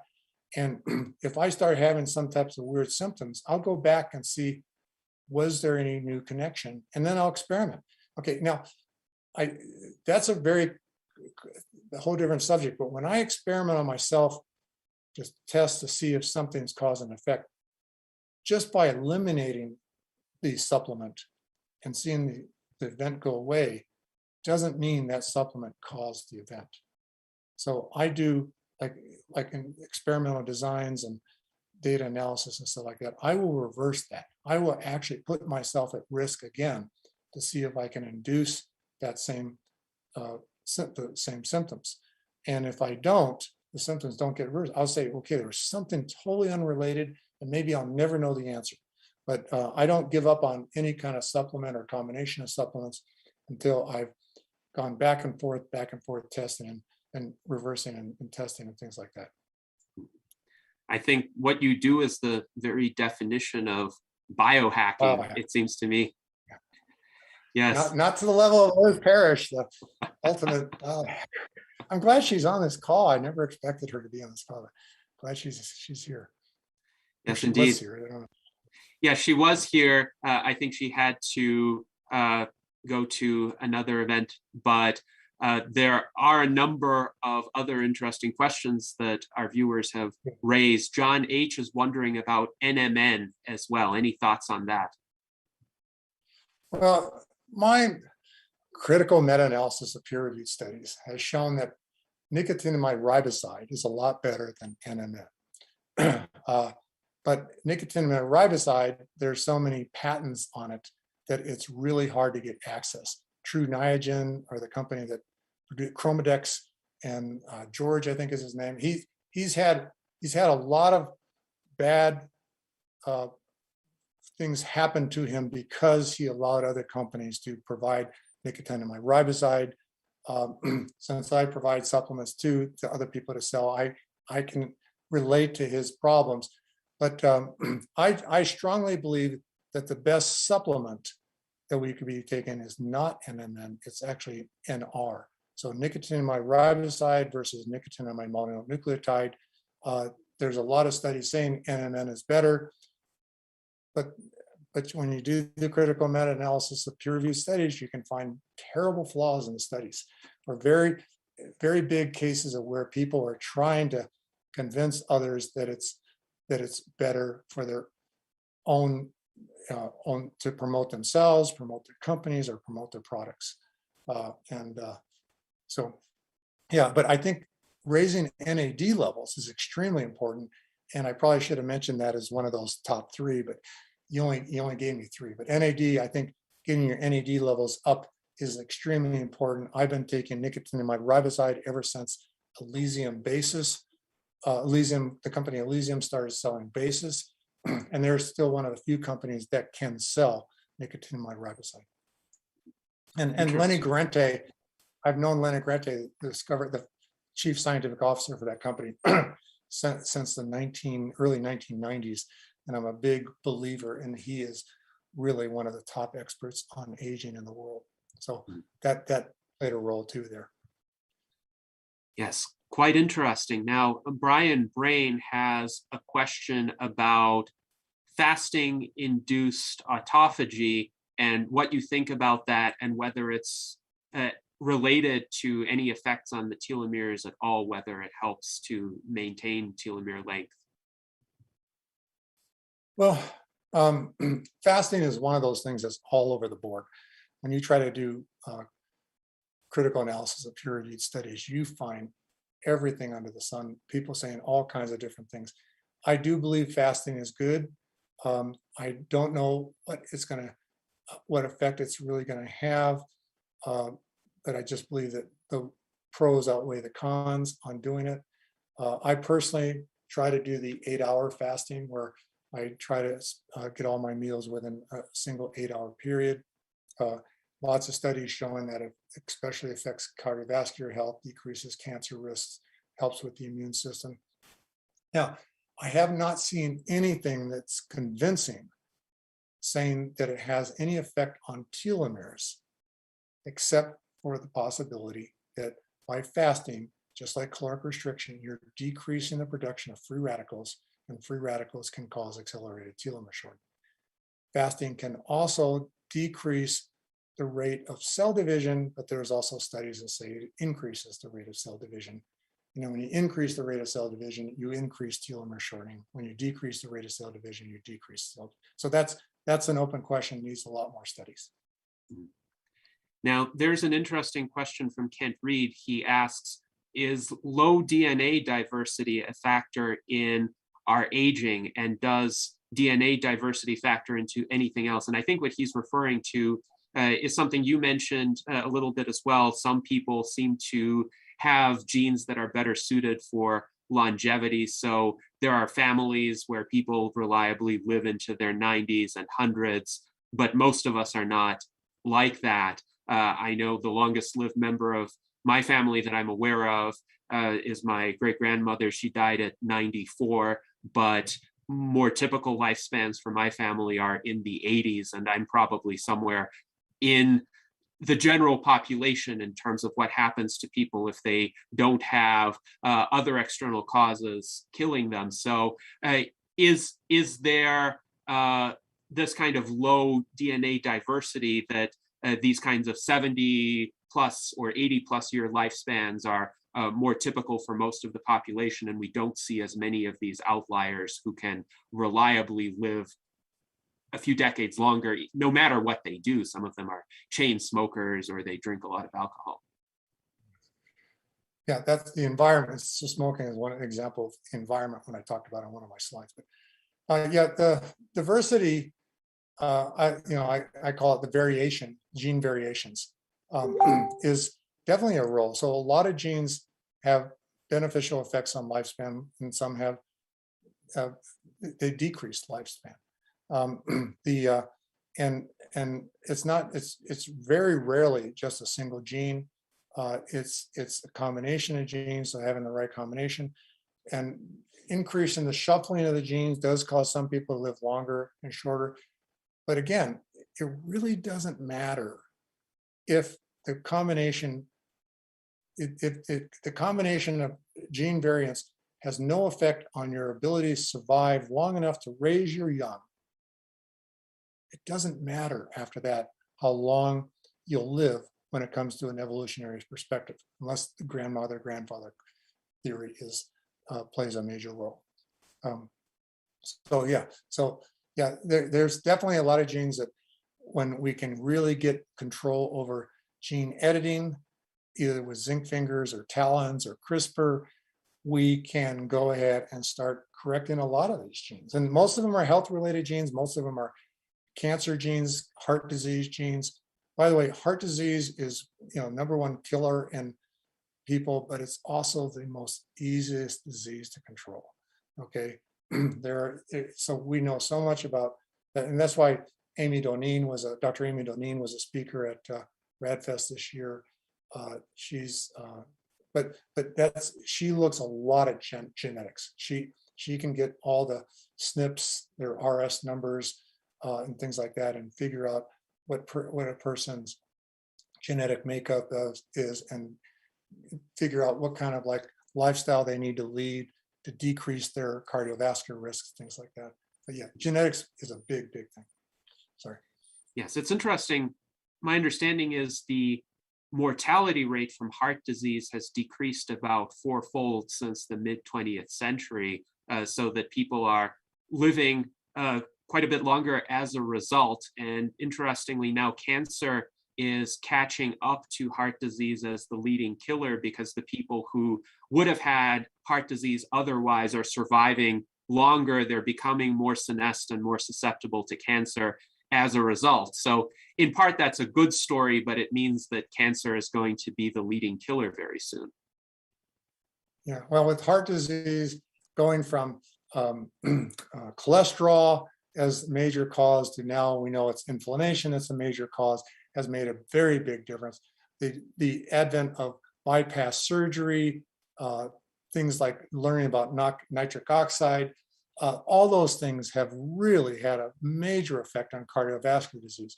Cancer, since every cancer is different, it's almost impossible to find two cancers that are identical. Every cancer is caused by a mutation. Some gene variants that people already have increases the chance that mutations can cause cancer. But that's a much bigger struggle. Since I mentioned Dr. Amy Doneen, I should mention Dr. Jason Williams, who I think is probably the best person. He's got a better handle on treating cancer than anybody I know of. And he targets the immune system, inflammation, cryogenics. He does all these things to try to really deal with cancer, but cancer's coming along. It's just not as fast as cardiovascular disease has.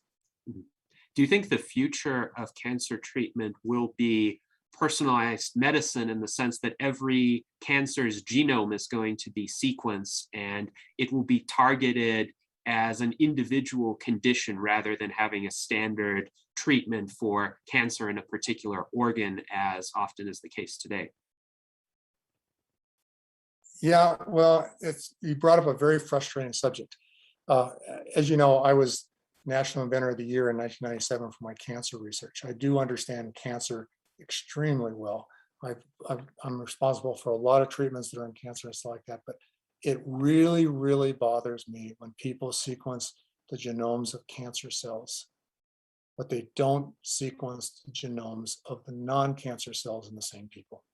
Because really, the only thing you can do is really compare the two to really figure out what's causing the cancer. And there's so much. So the critical meta-analysis of scientific peer-reviewed studies on cancer and gene sequences has been one of the biggest, most ridiculous things I've seen, because people are making these very, very false assumptions because they didn't find out if what they're calling mutations are mutations at all, not just gene variants that they were born with.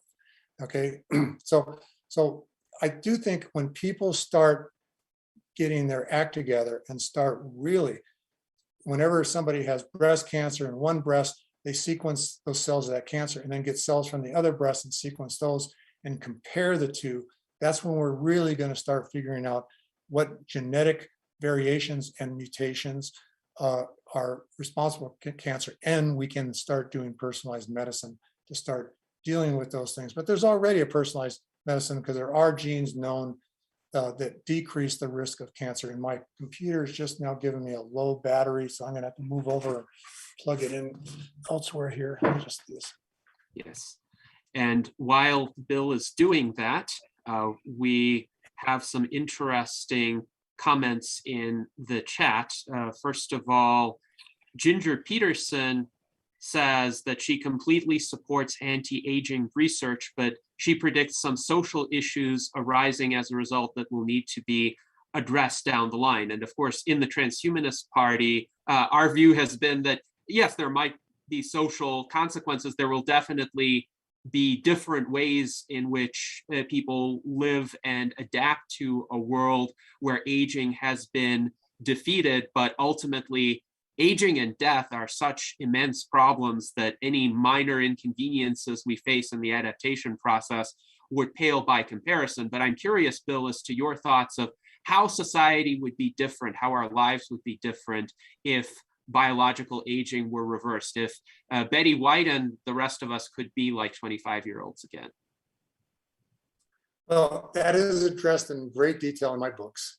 But bottom line, let me first say, when the World Wide Web first entered the scene, what it was in the 1980s, everybody thought, oh, we can't possibly deal with this. This is way too complicated. And now we can't live without it. Okay, so something happened. We adapted. I think aging is going to be less an adaptation than becoming a world that's run by the World Wide Web. I think the problems are now. I mean, if you've spent as much time as I have in assisted living homes, hospices, nursing homes, there's a tremendous large population in the world right now that are locked up behind these doors, not like they're in jail or anything like that, but they're too sick to get out and do anything. They need people to take care of them. These people are depressed, they're very unhappy. But most of us don't even know how significant this problem is. And so solving the aging problem, especially aging-related diseases, is only going to be a good thing. And let's say in 200 years from now, and we have cured aging, and everything, the person that asked this question, if everything became true, and we had all these problems because curing aging caused social, economic issues, things like that throughout the world. If all that really did happen and somebody decided, let's put on the ballot, should we ban the cure for aging and go back to the way we were? Nobody would vote in favor of that. We would say, we will find some other solution, okay? There's no way we're gonna go back to the barbarism that exists today, okay? The cure for aging is only gonna be a good thing, and yes, we're going to have overpopulation problems. I talk a lot of my conferences, I talk about Gliese 581G, which is an Earth-like planet. It's only 20 light years away, half the speed of light. We could be there in 40 years. You know, there's all kinds of solutions like that. There's other kind of solutions that people talk about, like reducing the birth rate, things like that. I mean, yes, that's going to be bad from an evolutionary perspective because we're going to be less shuffling of our genes. But as you had even said before, we are now in control of our own evolution. We do not need evolution to dictate where we should go. We are now in control of it. And yes, we have made some terrible mistakes so far in having control over evolution. But I think humans, as I said in my very first slide, humans are amazing, okay? I think we can adapt to just about anything because we are not just in control of evolution anymore. We are intelligent beings that can control our own evolution. We'll solve all the problems.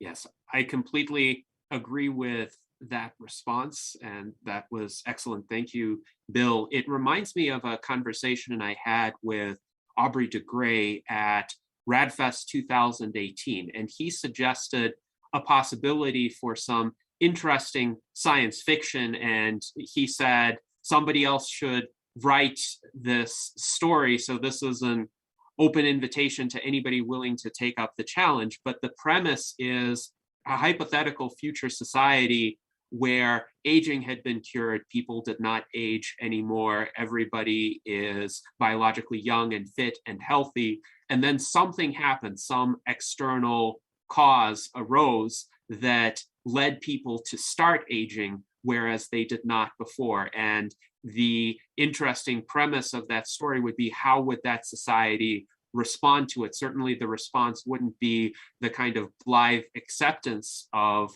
the inevitability of this problem that unfortunately a large number of people still exhibit today. There would, I presume, in that hypothetical society be a massive effort to try to defeat this condition, just like today there's a massive effort underway to defeat the COVID-19 pandemic, because this was something we weren't used to. All of a sudden, it came and it upset all of our lives. It greatly increased our risk of various health problems. And of course, we want to do something about it.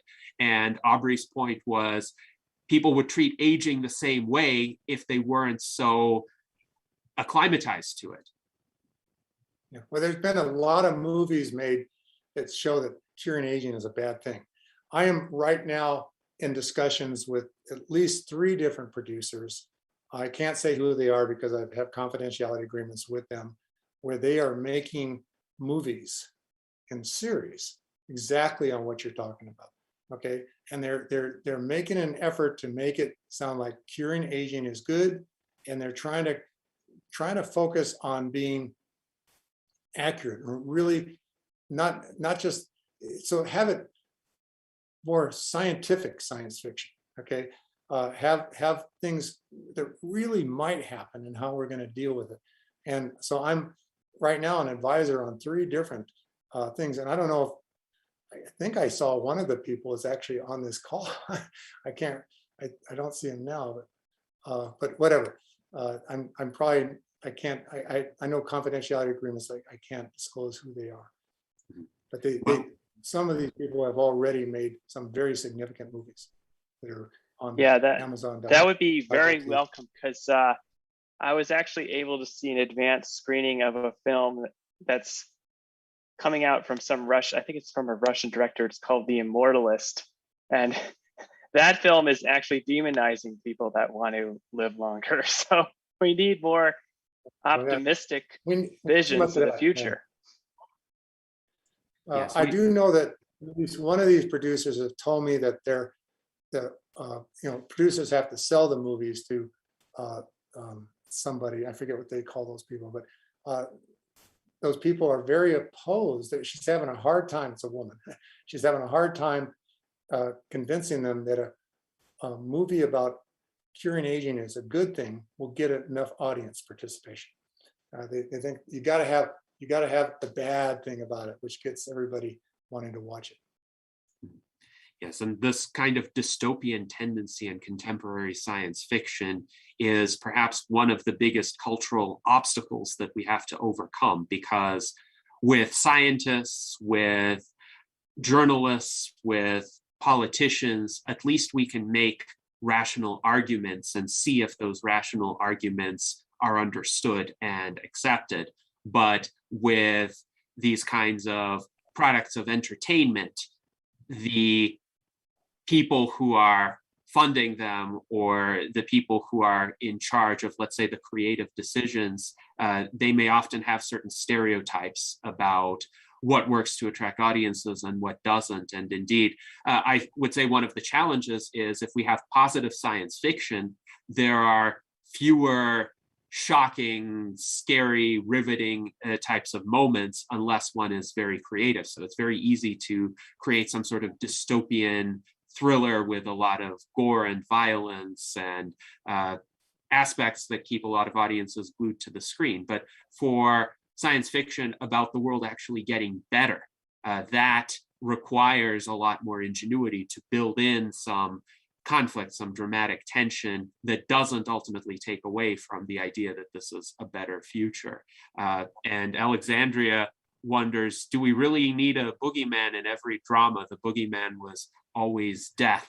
And I think that's where Aubrey's premise comes in, of a society that had overcome this problem but now faces it again. Before Jason's question scrolls off, he'd ask about if we achieve longevity, how are we going to deal with the shuffling of genes? And we might not have to. That's why I'm saying that humans are smart enough to control their own evolution. The shuffling of genes was important for all those animals that had no idea that they were ever going to die, how their species, and as evolution isn't a force, it's a result. But they never even thought about things like that. These animals didn't have the ability to think about that. It's just that the ones that they had one kind of gene variation survived, and the ones that didn't survive. But now we have the ability to control that, and especially when gene editing gets more prevalent, we can shuffle the genes ourselves. Yes, I can envision the future of reproduction in a society where there are indefinite lifespans. And at that point, I would hope that the technology of ectogenesis will be available as well. So it will be a matter of, first of all, understanding the genetic sequences of the parents, and then the parents perhaps putting in a request to the ectogenesis facility to the effect that we want our child to have the following genes.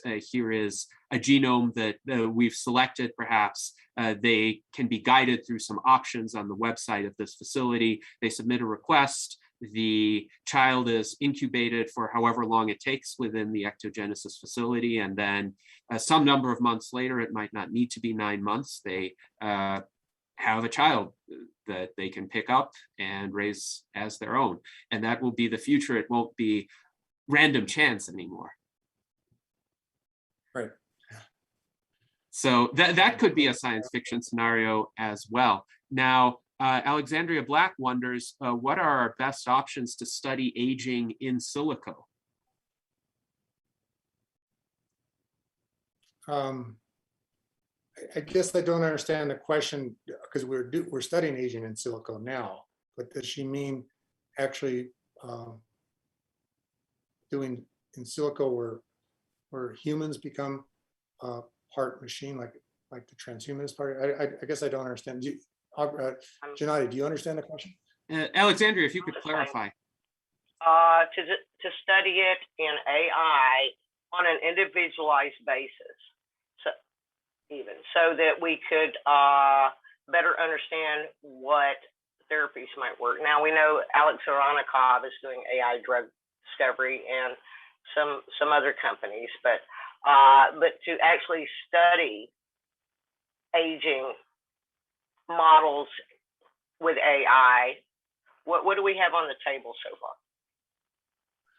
Well, like for instance, Alex is doing AI, but he's not the first. I mean, this is AI's. I took my first class in AI in the mid-1970s at UC San Diego. The class was called Artificial Intelligence. So it's just been getting better and better. Computers have been getting better and better. Our ability to analyze data and take all this raw data and put it together has just been getting better and better and better. But this kind of stuff, the study of aging in silico, has been underway for as long as I've been in the field, which is I did my first aging study with fruit flies in the mid-1970s. So it's already underway. We're already doing a lot of that kind of stuff. It's just as computers get more powerful, that's really the only limit there.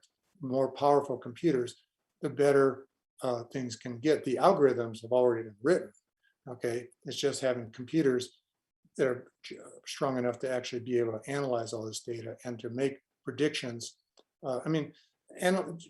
Designing drugs and stuff like that for treating diseases and stuff like that, including aging, that's been called medicinal chemistry for 40, 50 years. It's just gotten better and better, but it's still going to get better and better and better too. So yeah, all that's been underway, and all we can do is hope computers get better, because that's the limit right now, is the computers. It's not the algorithms. Yeah, I just want to say, as somebody who works in AI, I agree 100%. It's the new hardware, not new algorithms. The algorithms have been around. It's the hardware and pooling big data sets that's driving it. So there's a lot of words that get thrown around that, I guess, to promote themselves, their companies, their products.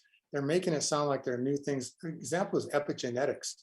I mean, I've been studying epigenetics since the mid-1970s too, but we never called it epigenetics. We just called it regulation of gene expression. Epigenetics comes along and suddenly it's a whole new field, but it's not. DNA methylation. I was actually studying DNA methylation for my prelims for my Ph.D. dissertation. I did my prelims on DNA methylation and its effect on gene expression back in the 1970s. So it's like a lot of these different things people are thinking are brand new technologies, but they're actually only being promoted as new technologies to try to get people's interest. These things have been around for a long time. So there's nothing I'm aware of, nothing new, just things, old things just got better. And they're going to get even more better. Yes, well, we definitely hope for such improvement. Now, on the subject of technopositive science fiction, John H. points out in the chat that the film Limitless, which was released in 2011, had an ultimately positive ending. So I'm always on the lookout for examples of the kind of science fiction we want to see. And I am going to check out that particular film for my own impressions, but it's good that at least there's something that people can point to. I would also recommend a movie called The Man from Earth. It's a bit older, but the premise is that there is a person who has actually existed since prehistory who didn't age biologically. And he has to move around every so often, every 10 years or so, and enter a completely different role in life so that people don't suspect that he doesn't age, because we find out what happens when people start to suspect and how they treat him, even when they have a hint that he's different from them. But that also has, I would say, a somewhat positive ending, and it's definitely a philosophical thriller. It's a great movie in my view because it doesn't involve all of these, let's say, crass effects, all of the gore and the focus on just continually shifting scenery and action. It actually appeals to the mind. So The Man from Earth, I would recommend. Now, I'm curious, Bill, how you would address the question from Alexandria Black about needing to look at the incentives that affect peer review. And you mentioned peer review as being an important safeguard to ensure that a study is vetted and that other experts in the field have the opportunity to determine whether it's valid and legitimate or not. Now, do you think there are any systematic issues with the peer review process as it exists now? I know Aubrey has raised some concerns, for instance, about certain peer reviewers perhaps being too cautious in regard to material that addresses the possibility of reversing aging. And there is a kind of built-in bias, or at least reluctance, to entertain that seriously. At least there was in the early 2000s.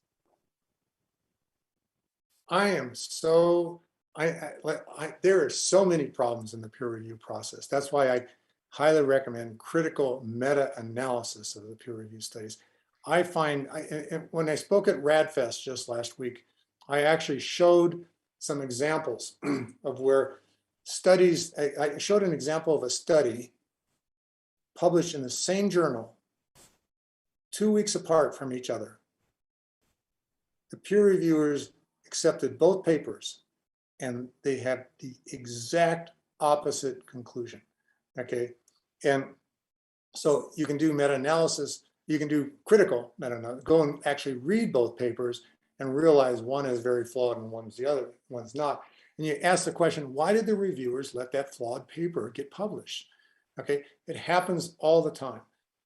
If you go to my Tokyo 2017 video, which is on my website, and you watch my discussion about cancer, I talk about a critical meta-analysis of peer-reviewed studies that I did there on cancer and telomeres.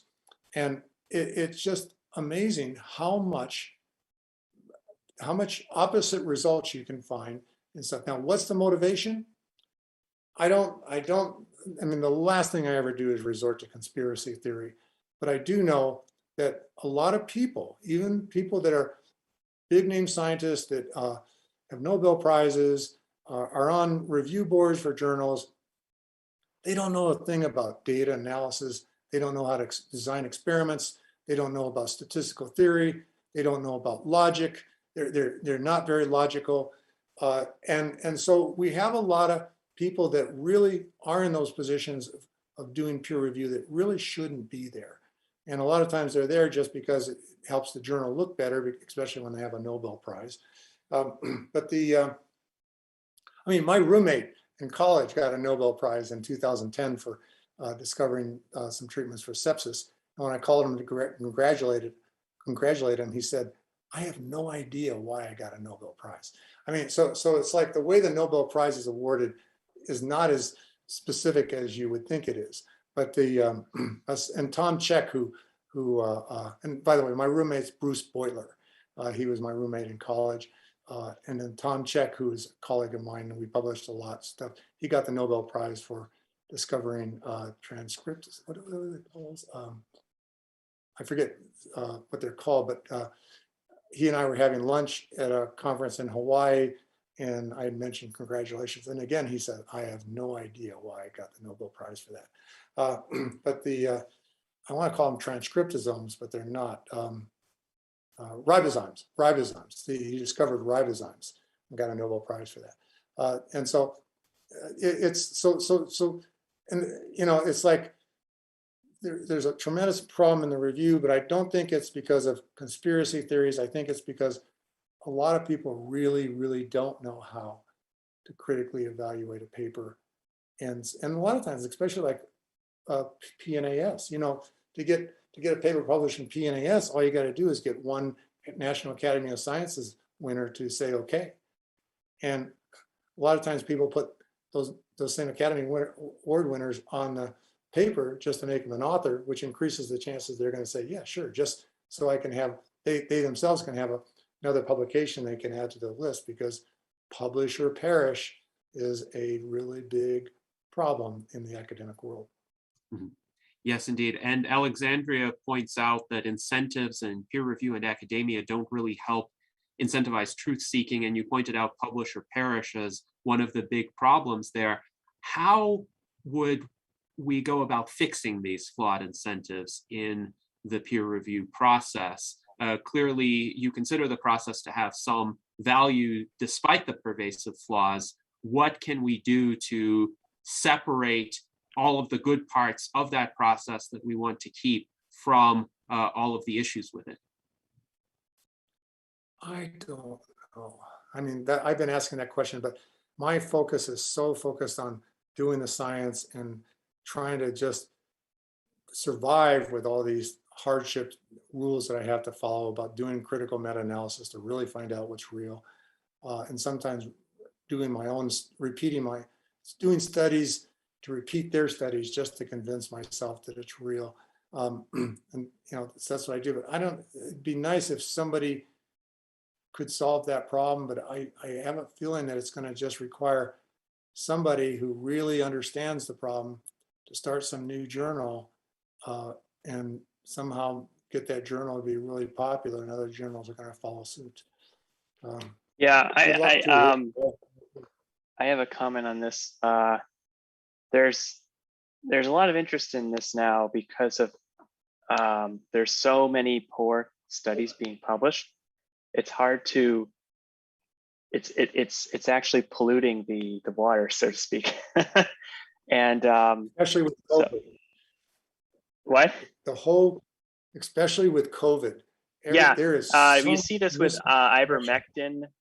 There's almost all the studies are really small, they're poorly controlled, and now they're actually finding evidence of fraud in a number of them. And there's at least one has been retracted, and I'm hearing now from people on Twitter that more are going to be retracted. So just be aware that there's a lot of issues in the literature, right? And at RadFest, I started off with showing ivermectin, and I said, I'm not going to tell you the answer, but there's so much back and forth, so many studies and stuff like that, so many information.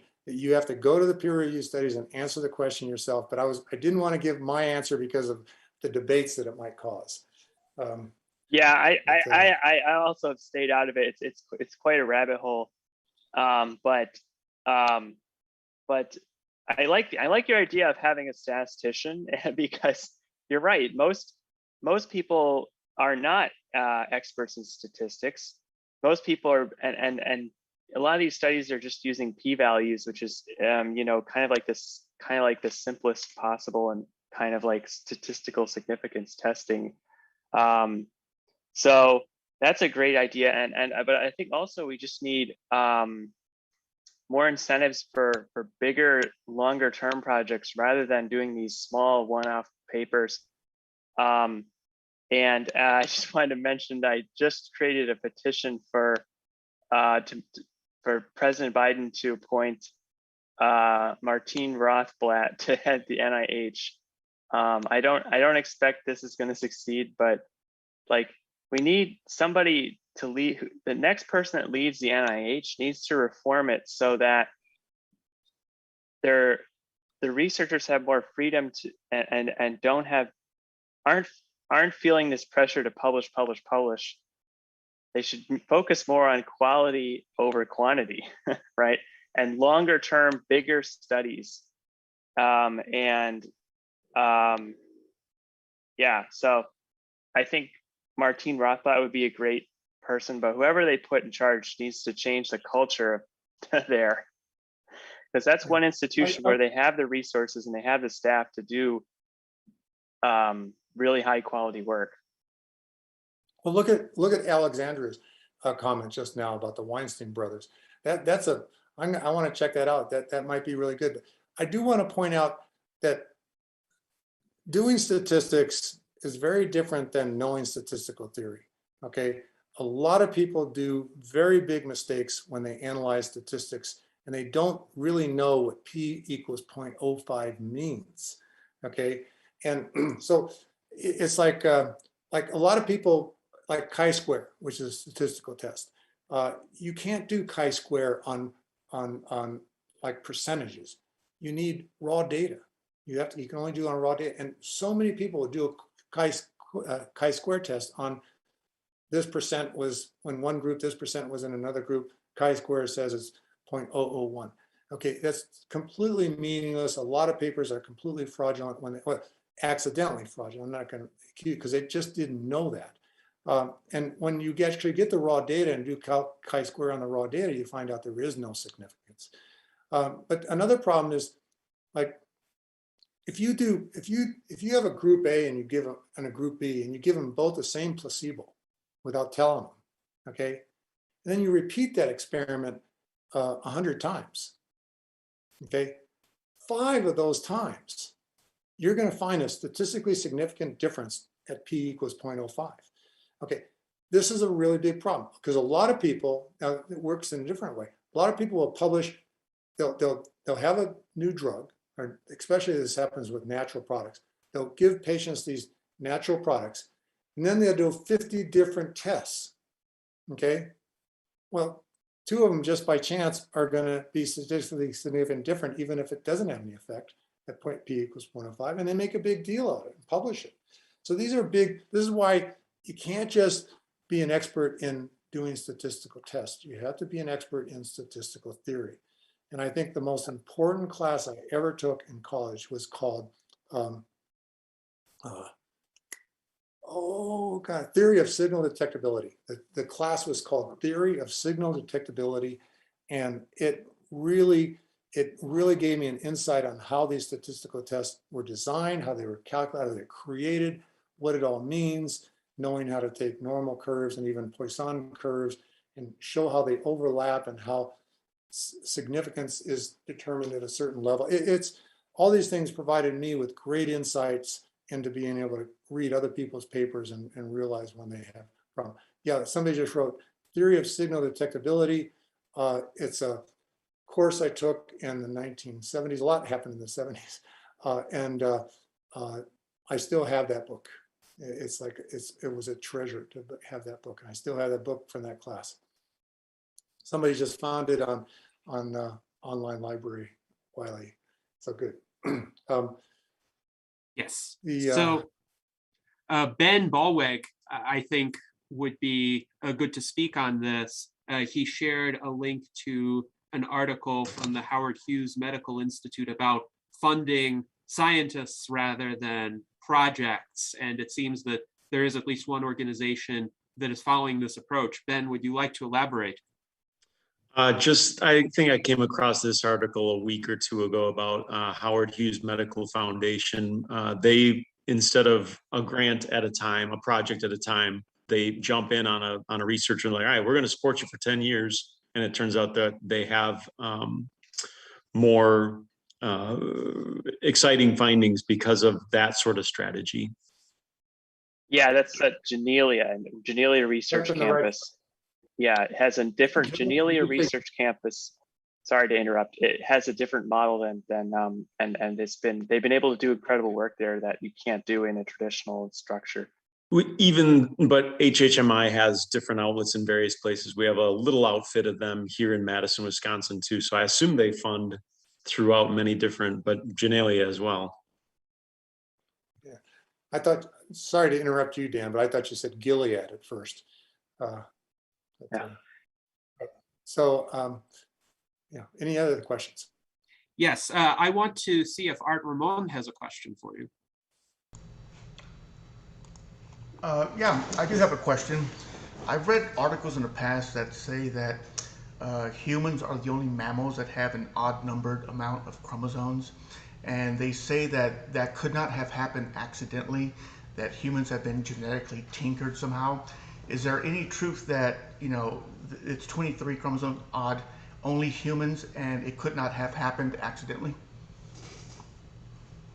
Well, I forget the name of the deer, the muntjac deer, I think it is. It only has 3 chromosomes. Okay, so because all its chromosomes are fused together, but if that's true, that we're the only ones with an odd number of chromosomes, or at least the haploid genome is chromosome, because all diploids going to be even numbers, but the haploid is odd, an odd number. I've never heard anything like that, and I question whether it's actually true. But I do know that I think it's the muntjac deer. There's been, because it's got one of the fewest chromosomes. I mean, there's been several studies, especially looking at telomeres. It only has 3 chromosomes, so that's an odd number. So I can't. Why would, since chromosomes break and rejoin and fuse and things like that, why would there be a selection for an even number? When during mitosis, all the chromosomes line up together, and in meiosis, they all line up side by side, but with each other, so the diploid. So it's, I can't possibly imagine that. Send me, or put some link if you send it somehow. I'd like to read. I've read it. I've run across that several times, and I've always been curious if there was any truth to it. But okay, I'll see if I can dig one up and send it to you. So Alexandria is curious along these lines, how far back in our ancestry did we have 23 chromosomes? Is that something that can be discerned from evolutionary history? Only guessed. I mean, people have recently been able to get cells from the mammoth, okay? But nobody's gotten cells from anything older than the mammoth to actually look at the chromosomes and count them. They've thought out bacteria and things like that from Antarctica, and they'll look at chromosomes, but nobody knows anything about the chromosome number structures or anything like that from more than like 50,000 years ago. Yes, it looks like a huge gap in our historical knowledge, and filling that gap would provide a lot of fascinating information. Now, we have an interesting comment from Brian Brain regarding the Howard Hughes Medical Institute. He says it's like the old-time Bell Labs funding basic and advanced research for decades, which has certainly paid off. And it seems the better approaches toward science and scientists are the long-term approaches, enabling people to focus on particular areas of study for a long time, especially with studying longevity. If you're doing any sorts of experiments on organisms, you want to be around. You want to track the results for a long time and see what the effects of particular interventions are. And it seems the biggest problem that unites all of these issues that we discussed is short-termism, the pressure to do something right away, to get a result right away, to become famous if you have a spectacularly positive result. But that kind of disregards how science operates. It disregards the error part of trial and error as well. Yeah. Well, I'm not trying to become famous, but I do want to get the answer quickly, and I don't want to wait 50 years to find out if we've slowed down the aging process. But as I said in RadFest, what we really have to do before we can really know for certain, we have to reverse aging. And it's not, if we come up with something that reverses aging, we're not going to have to wait 20 years to see if it worked. Okay, then we'll get an answer very, very quickly.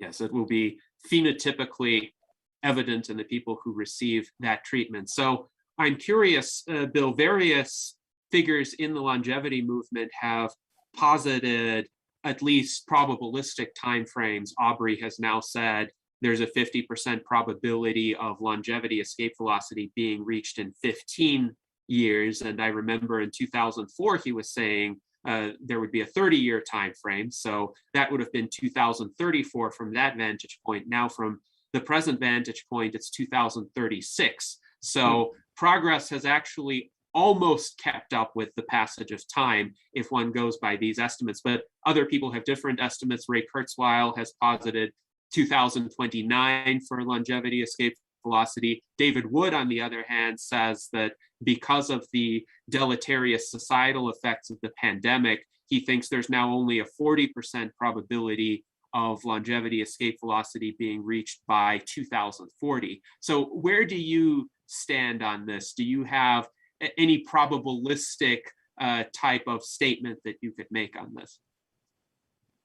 Well, I can tell you that people have been coming up with things like that as long as I've been alive. Okay, I remember listening in on aging-related age conferences and stuff like that back in even the 60s, where people were making predictions and stuff like that. And I've always questioned, how could they possibly make these predictions? How would they know? Okay, but it's good to do that because it helps promote the field. And the field has just become infinitely better since Aubrey de Grey started doing it. He has actually gotten more people interested in the field of anti-aging by making some of these predictions. But I don't really know how he comes up with these numbers, but I'm sure not going to stand in his way, because I think we need people like Aubrey to keep promoting the field of anti-aging. But I never answer that question. Okay, I can say I wouldn't be surprised if we have aging cured in 3 years. Okay, but I'm not saying it's going to be in 3 years. If in 3 years from now we have aging cured, that wouldn't surprise me. But I'm not going to make any prediction on how long it's going to take. I just know personally, I'm going to fight tooth and nail. My motto has always been cure aging or die trying. I'm going to fight tooth and nail not to die trying. It's and I can tell you this much. I think that with and the big problem is funding, okay? And this is something Aubrey's been very good at in the past, is trying to get funding for the whole field of anti-aging. I can't tell you what benefit he has provided Sierra Sciences and stuff like that. But there still isn't enough funding, okay? There isn't really enough funding to do everything you can. But if for instance, let's take just my research, for example. I believe if I had the appropriate amount of funding, I could have a drug, a pill you swallow that will get to all your cells and induce enough telomerase expression to lengthen all the telomeres in the body. I think I can have that within 1 to 3 years is what I always say. Now, does that mean we're going to reverse aging? I don't know. But I won't be surprised if it does. Okay, so if 3 years, we got the appropriate funding, I could have a drug that lengthens telomeres in 3 years. Then we get to ask the question, not just answer the question. We get to ask the question, does telomere lengthening have anything, does it reverse aging? And if it did, we would see age reversal, and I wouldn't be surprised. Okay, that's all I can say. Yes, and I hope that happens. I hope you do get the funding that's needed for that. Now, Ben, you have a follow-up to this conversation. So I wanted to ask you, Bill, since you started working on curing aging and do so or die trying before Aubrey proposed LEV, I guess I kind of feel like a lot of us in the community were motivated by Aubrey's prediction of LEV. So I wondered what your inspiration was to think, I think I can beat this thing even before Aubrey made that prediction. I mean, you had a small community amongst you that thought similarly, but where did your initial inspiration come from? Well, the community was actually pretty big at the scientific level. The community has grown at the non-scientific level, the followers, especially the Aubrey de Grey followers. I think the LEV, the longevity escape velocity, is a brilliant concept, okay? Something to help communication, to bring focus to the audiences and stuff like that about what's going on. But the whole subject of like longevity escape velocity has been really discussed as long as people have been building computers and comparing computers to everything else. They just didn't call it LEV. So it's like, I mean, I can tell you, Ward Dean, I mean, he's one of the pioneers in aging. He's still in the field. Sandy and what's her names? God, big names in the field of aging. Dirk and Sandy, oh God, Shaw, Dirk and Sandy Shaw. They were pioneers in the aging long before, when I was just a little kid, and these people are still around, they're followers. They're still, as far as I'm concerned, when we do cure aging, I hope that whoever does cure aging and stands on a stage and receives awards, I hope they acknowledge the roles that these people have played. And I have only listed a few of them. There are so many people that have, there's been, I mean, just look at how long anti-aging conferences have existed. I was going to anti-aging conferences before Aubrey de Grey was ever around. No, I'm not trying to speak badly of Aubrey de Grey. I think he's amazing. But the thing is that it's what is the change that has occurred recently. I think the most outstanding change ever has been bringing this whole philosophy, this sense of the fact that we could cure aging, to the general public. And that's what Aubrey has done. Yes. So, yeah, but the LEV and all these things, the struggle has become less because of Aubrey, let's say, but it's still, there still is a struggle. Can I thank you for that one? And then you were talking about funding being the challenge. And I wondered what you had learned in your years of trying to find the funding. I see through your strategic plan that you are looking for more investment now. So that's the strategy you're going with for getting funding to do what you want to do? Actually, I'm doing the exact opposite. Okay, so I've gone the investor route. I've raised over $60 million in investments from investors. I've had over 50 investors. Some of them were absolutely fantastic investors, but the majority of them were pretty much control freaks. Even when they only owned 1% of the company, they still demanded that they had a choice on what direction we do. They would sit in on our scientific strategy meetings. They would tell the scientists to do some things differently than I wanted to do. This has been a problem with not just my company, but every company. I can't tell you how many people I know, friends of mine, that have started their own companies that completely got destroyed by investors taking control. Okay, and so I was lucky in that I was able to buy out all my investors over 10 years ago. And I have been focusing totally on bringing all my funding in now by licensing our previous discoveries to other companies to market, okay? And then they pay us a royalty, okay? And we use that royalty to fund our research. I retain 100% ownership of Sierra Sciences that way. They make a lot of money. They make more money than I do, but I still make a little bit of money. My only rule is that they can't fraudulently misrepresent the products. A lot of them do. I'm not going to mention names, but I absolutely refuse to endorse those products, even though I'm getting a royalty from them. But this is my new, so the strategic plan that you read it talks about 15 different ideas and products and future products, present discoveries that we have, future discoveries we met, that make ideas we have that could be profitable by other companies, and by giving them the intellectual property that I own for those, I can start generating royalties to fund my research that will put them all out of business eventually. But that's how I'm going. In that strategic plan, I do have at the very back one little option. I say, I'm looking for investors. If you are willing to provide this amount of money for less than controlling ownership of the company. And I really don't plan on finding anything like that, though I am in discussion with some people about something like that. But pretty much to do everything that I want, I think I listed at $370 million in that thing, but I'd rather generate it from royalties from products than have some controlling investor that just essentially, excuse my language, pisses all the money away. I think there's, Thank you. I know so many people that have started companies and just were not allowed to do science the way that they knew how to do it. Thank you for fixing my understanding on both those questions. Appreciate it, and Bill. Yes, and along these lines, Aubrey had a presentation recently at the Ending Age-Related Diseases conference where he talked about some potential pitfalls in the future of the longevity movement.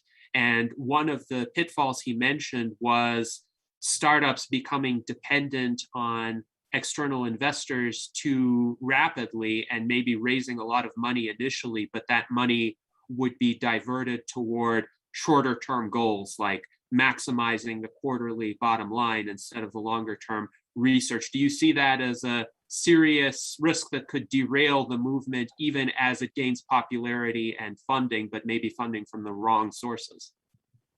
I've seen it over and over and over again. I've seen friends of mine starting companies, okay, and then the investors taking over, making the company successful at selling some major product, making a lot of money, and the investor then says, look, we're a very successful company. But the founder says, no, we aren't.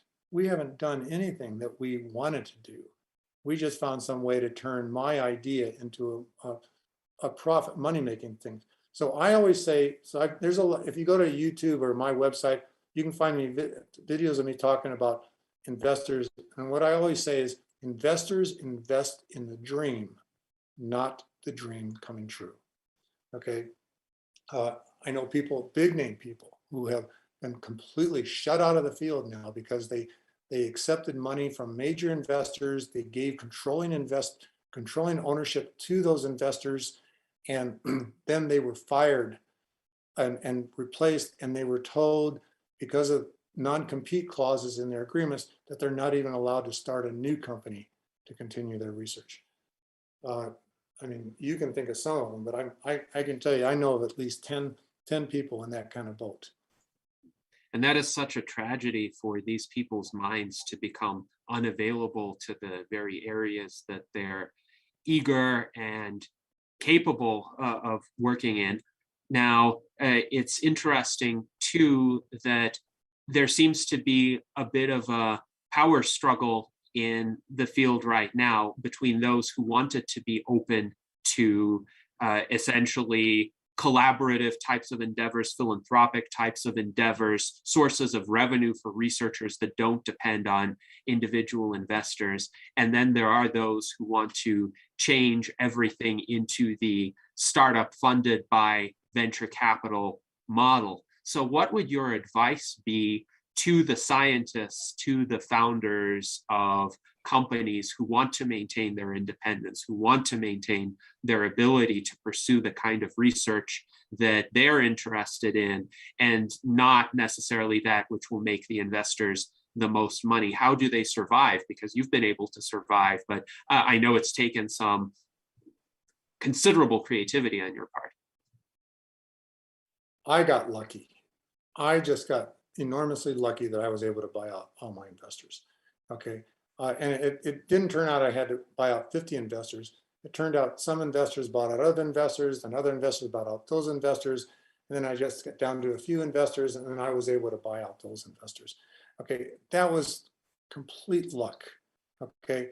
What I always say when I talk to younger people, okay, who are getting ready to start their own company, and they're after something that's going to save the world, okay, because saving the world doesn't bring in money if it takes a long time.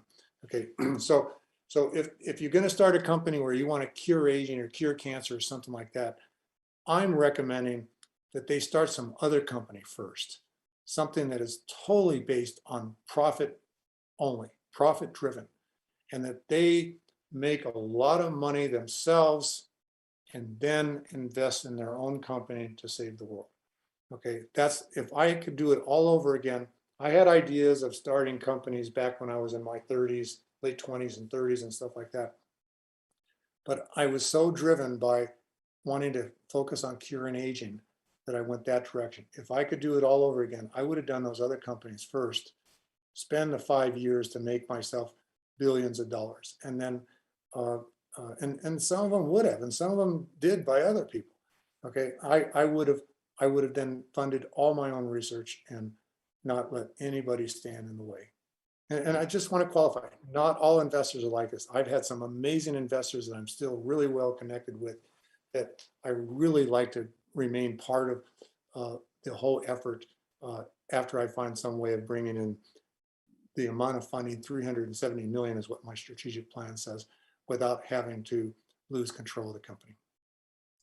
Yes, that's great advice, Bill. And I think various entrepreneurs have followed it. I can think of Elon Musk, for instance. He founded X.com, and then that was acquired by PayPal, and he made his exit from PayPal. Elon Musk.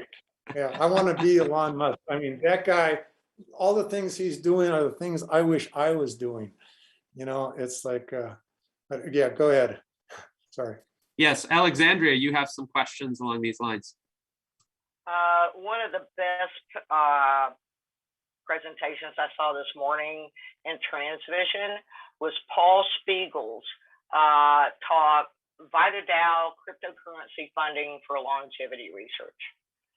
Also, Peter Zing has some ideas for another coin, but I think Paul is a got a more advanced project at this point. So I really suggest you talk to Paul about how you put how you fund this through a blockchain, and you never deal with these ego problems from small stake investors, because they've got a smaller voice if they have a smaller stake.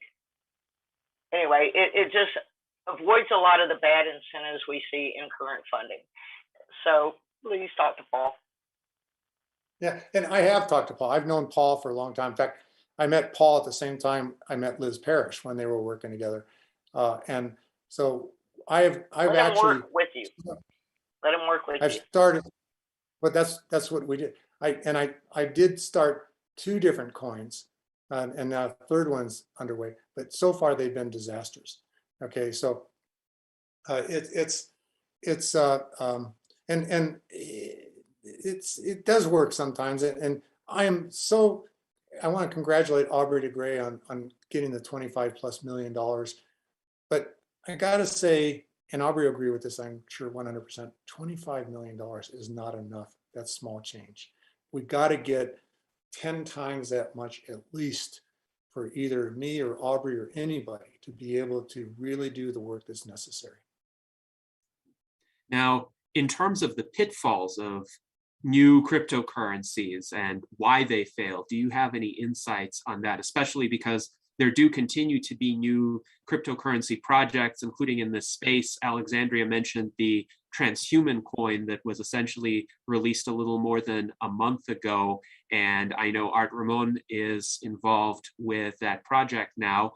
And a lot of leading figures in the transhumanist movement are on board with it. So we want to make sure it doesn't repeat all of the errors and pitfalls of some of its predecessors. And Alexandria mentioned VitaDAO, which is a cryptocurrency associated with the distributed autonomous organization by the same name, VitaDAO. And then there is an interesting coin called Dog Elon Mars, which originally was intended, yes, to celebrate Elon Musk's ambitions to reach Mars. And also it was patterned off of Dogecoin, but Vitalik Buterin, the founder of Ethereum, gave about 50% of the Dog Elon Mars supply to the Methuselah Foundation. And now the Methuselah Foundation is the steward of that cryptocurrency and kind of has helped to turn the community of users of that cryptocurrency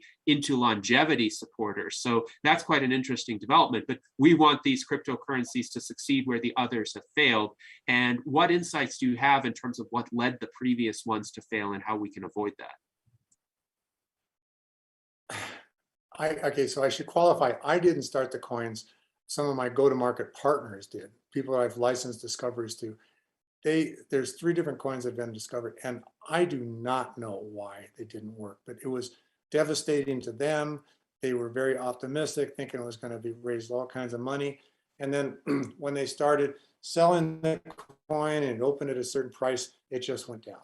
Okay, and I am not a financial expert, so I can't really answer the question. I thought they were a financial expert. I still do. I don't think they can answer the question. That's just what happened. But again, I'm not aware of anybody that's raising really the amount of money that is really needed. And I'm holding out still on my approach to hopefully, but I'm not turning down the idea of somebody starting a cryptocurrency on my behalf.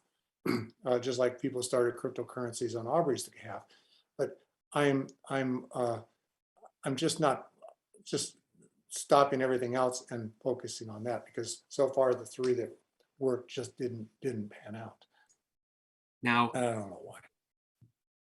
In terms of a related question, do you think some of the people who have already become wealthy off of cryptocurrencies can be reliable funders of longevity research in ways that wouldn't usurp control? I know Vitalik Buterin is an example of that kind of funder. He often just gives donations of 7 figures or an amount of a certain cryptocurrency that he holds, and there don't seem to be strings attached. Do you foresee this kind of approach that you suggested of people becoming wealthy off of something else and then using that money to fund longevity research to actually be what will be followed in the near-term future by a lot of these new crypto entrepreneurs? Yeah, no, and I've talked to a lot of them. The problem is they want control. Okay, and I just can't relinquish control of the company to get their money. But I have talked to some of them about becoming go-to-market partners and starting whole new companies that they can have control over, where I am less than 50% owner, but the only thing the company is doing is marketing a product. And I just did sign a deal with one of those type of people in Japan. And we started a new company called IMO, IMMO, which is short for immortality. And we're, that guy who's started, he owns more than 50%. He made all his money from cryptocurrency. So he's got, but I only gave him marketing rights, and he gets, and so Sierra Sciences gets 10% of essentially gross profits to fund the research. And he has until this end of the year to meet the milestones in the agreement that we signed. And so I'm waiting until then. But I've signed a lot of deals like that with people. Some made their money from cryptocurrency, some didn't. And a lot of them just never came through with their milestones. They could not get the marketing done. They couldn't get the, well, essentially, they couldn't get the products sold, which is the same as not getting the marketing done. So I'm just waiting for some good collaboration, some good partnership to actually come along where we actually do get something. And I'm hoping this new one, IMO, actually will be that one. Yes, I hope so too. Now, I'm curious as to your thoughts of how the COVID-19 pandemic has affected the pace and prospects for longevity research? Do you think it has helped the pace of research, hindered the pace of research, or left it largely unaffected? Very much hindered on my account, at my end here, not my account. My scientists are smart scientists, and they know a lot about COVID and virology. And personally, I've got a big background in infectious diseases, and I've actually invented many vaccines on my own and things like that that are on the market. And as a result of our combined knowledge, we decided to shut the company down. We're not doing any research right now unless it's extremely critical research, and all my scientists work at home. Okay, so we during this pandemic and trying to exercise social distancing as much as we can, we have put off research until we actually get the really sufficient funding that we need, like the 370 million I saw, and then we'll figure out some way to be able to do the research without risking everybody getting COVID. So you don't think there's a good socially distanced protocol out there to carry out this research in the lab? For instance, people coming in one at a time in shifts and doing their tasks and then leaving, and the next person comes in. That's what they do now. Okay, but it's very inefficient relative to the group effort. What we need to do is we need to, like, when supplies, we get delivery of supplies every day, we need a whole team of people whose only job is to decontaminate all those supplies before they get into the hands of the scientists. It's really hard for scientists to work as teams. You typically have a senior scientist, a few scientists working for them, a few technicians working for them. They tend to work in the lab together. I mean, if one of them is, like the night before, was out drinking and got infected with SARS-CoV-2, they're all infected. I mean, it's like, so this is the biggest problem. And I mean, we do get science done, we just don't get it done nearly as fast as we used to. Yes, and it's interesting that you mentioned that, because there is an added dimension to the problem that most workplaces face in this regard, and that in most workplaces, if you can figure out a way for people to avoid contracting the virus themselves, that's probably a good enough safety protocol. But in your case, the virus could contaminate some of the experiments and render the results suspect. Would you say that's a bigger risk for continuity of operations for you? I would say that's a very small risk. The virus could contaminate the experiments, but it would be unlikely that it would have any significant effect on the experiments. And if it had an it could have significant effects, in which case we'd know it. But I don't think it would have insignificant effects. Yes. But that question's never even come across, because we've already shut down pretty much because of the pandemic. What do you think would need to happen in terms of the extent to which this pandemic gets resolved in order for you to be comfortable resuming operations as previously? Would the WHO need to declare an end to this pandemic, or could there be an intermediate stage, a kind of lower level prevalence of the virus that would still be compatible with research proceeding at full pace? Well, first of all, I would never make a decision based on what the WHO says, especially they've already had a lot of internal problems, fired employees for making false statements and things like that. I would do, as I said at the beginning of my talk, I would go to the data myself and look at it. If we could wipe it out, that'd be great. But this is going to sound kind of, I don't even know the word for it, so I'll just say it. One solution is to get enough funding to get like an island, okay, and set up a research facility on that island and have a quarantine period for anybody who comes and goes from that island to be able to work there. And that island to be COVID safe, and we could be doing the research and stuff. Those are kind of fantasy ideas that we discuss on a regular basis, but I mean, we'd have to find somebody that really was going to provide the kind of funding that would allow something like that to be happening. Because even though I think it's going to take 1 to 3 years for us to actually come up with something that's going to lengthen telomeres, 1 to 3 years is a long time for scientists to be totally isolated. So in addition, that island is going to have movie theaters and clubs, and it's grocery stores and restaurants, and it's just fantasy kind of even to think about that. But we have discussed those kind of solutions, I have to admit, on a regular basis.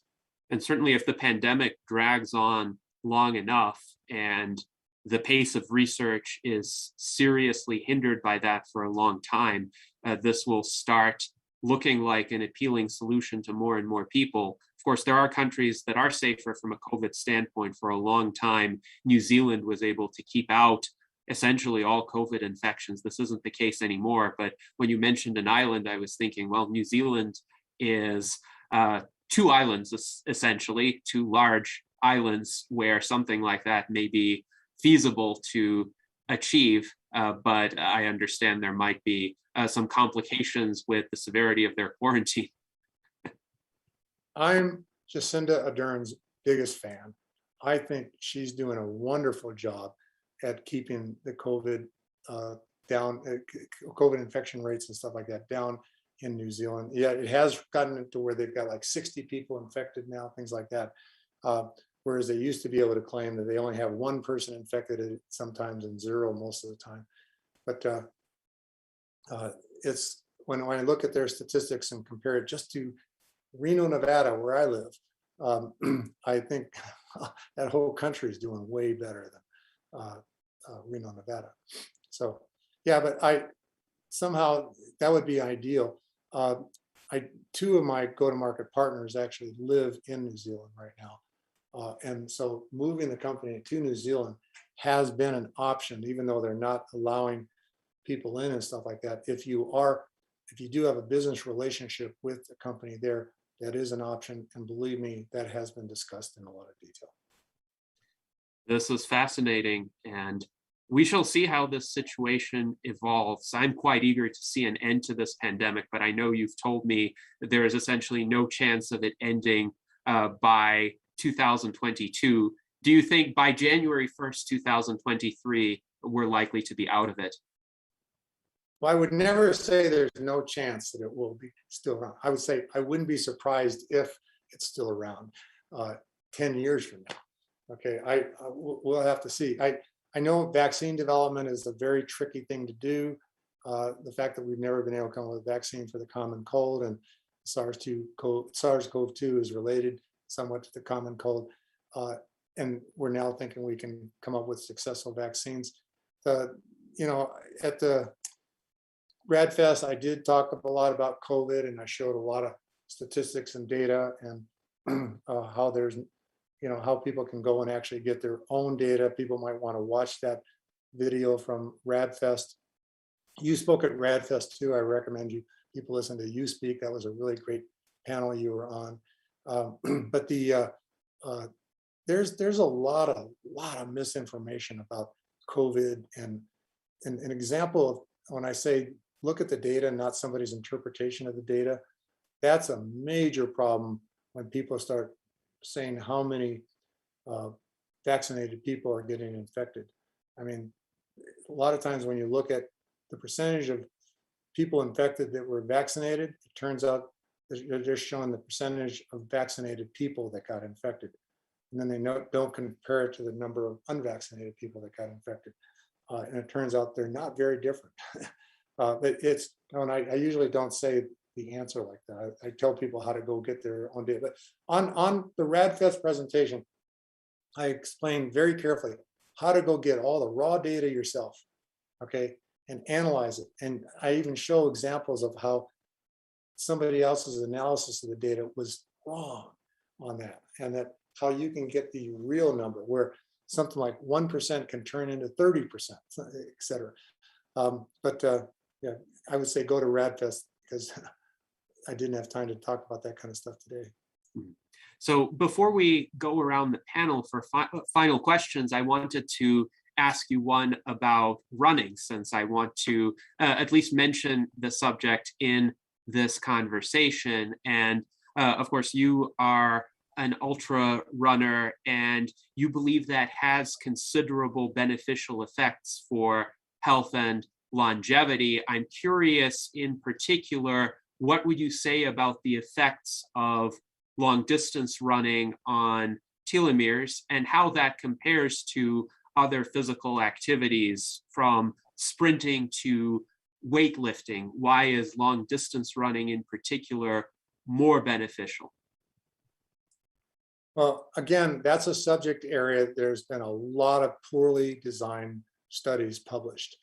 So my critical meta-analysis of scientific peer-reviewed studies has uncovered a lot of flaws in a lot of things. But personally, from what does sound valid in my own beliefs, are that running is very good for you, any kind of endurance exercise, not just running. Running is very good for you as long as you don't overdo it. And when I say overdo it, it's not the distance that matters, it's the intensity.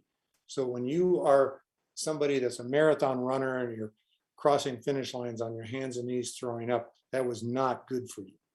When you finish a marathon and you finish photographing yourself crossing the finish line and the audience and stuff like that, you've been taking pictures all the time, and you're the best example of anybody like that I know. You're always running with your camera. You enjoy it, you have fun, you don't push yourself. I think that's very, very good for you. I think that's, in fact, studies looking at inflammation markers like C-reactive protein and stuff like that have shown major differences between the intense runners versus the casual, or the fun runners. So my motto is always say, when it quits being fun, quit. Save it for another day. Don't push yourself. But saving it for another day makes you better and better and better and better. Okay, and you get to where you run. I'm right now up to over 500 days in a row of running without missing a day. We're 2 miles minimum. In fact, as soon as we get done with this talk, I'm going out to get my 2 mile run in for the day before it gets dark. But how it compares to weightlifting, and so weightlifting is not as good longevity wise. There's studies showing that it has caused accelerated telomere shortening. This is because you're causing a lot of stress on your body. Just to build muscles means you are causing cell division. Okay, and cell division is causing telomere shortening. Whereas keeping running fun doesn't do that. That actually decreases your body. So if you are an occasional runner and you go running like once every 2 months or 2 weeks or something like that, the stress on your body, let's say not damaging stress, but the fact that your body is being stressed makes your immune system think you're being infected by something. So that it induces your immune system to start reacting. That's why your knees get inflamed, your ankles get inflamed, your hips get inflamed, is because of the inflammation from your body thinking something's wrong. And inflammation is cell division, and cell division causes telomere shortening. So that's only causing your immune system to have accelerated aging. Whereas if you run every day, you never get inflamed. You never get your C-reactive proteins or other biomarkers of inflammation increased. Your body thinks it's totally natural, and it actually boosts the immune system. So I do believe it's do endurance exercise, do it as often as you can, but keep it fun. And that's the thing. And one way to keep it fun is what I always do is I combine it with adventure. Every day I've got to go find some new trail to explore. And sometimes I say I'm only going to run 2 miles, and I end up running 10 miles because I suffer from can't turn around disorder. You know, it's like the adventure of what's around the next turn, over the next hill, just drives me nuts. So I do believe strong running. By the way, before I think the question already scrolled off, I saw somebody said that Zoltan had bought an island. Is that true? Art Ramon had suggested that, and I believe I've read a report of this, but I can't quite pinpoint it exactly. Art Ramon, do you have any more detailed recollection about this? I thought he posted that he bought an island and that he bought a vineyard So I'm not sure if my memory is correct, but I remember hearing that somewhere in a post. Yes, I know he bought a winery, and I don't know if it's located on an island or elsewhere, but he definitely seems to be in the mode of buying properties. So I would say we should look into that to a greater extent and see what properties he managed to procure. So ask Brian Brain about how many telomeres our shrew like ancestors had. We don't know, but we do know present day shrews. God,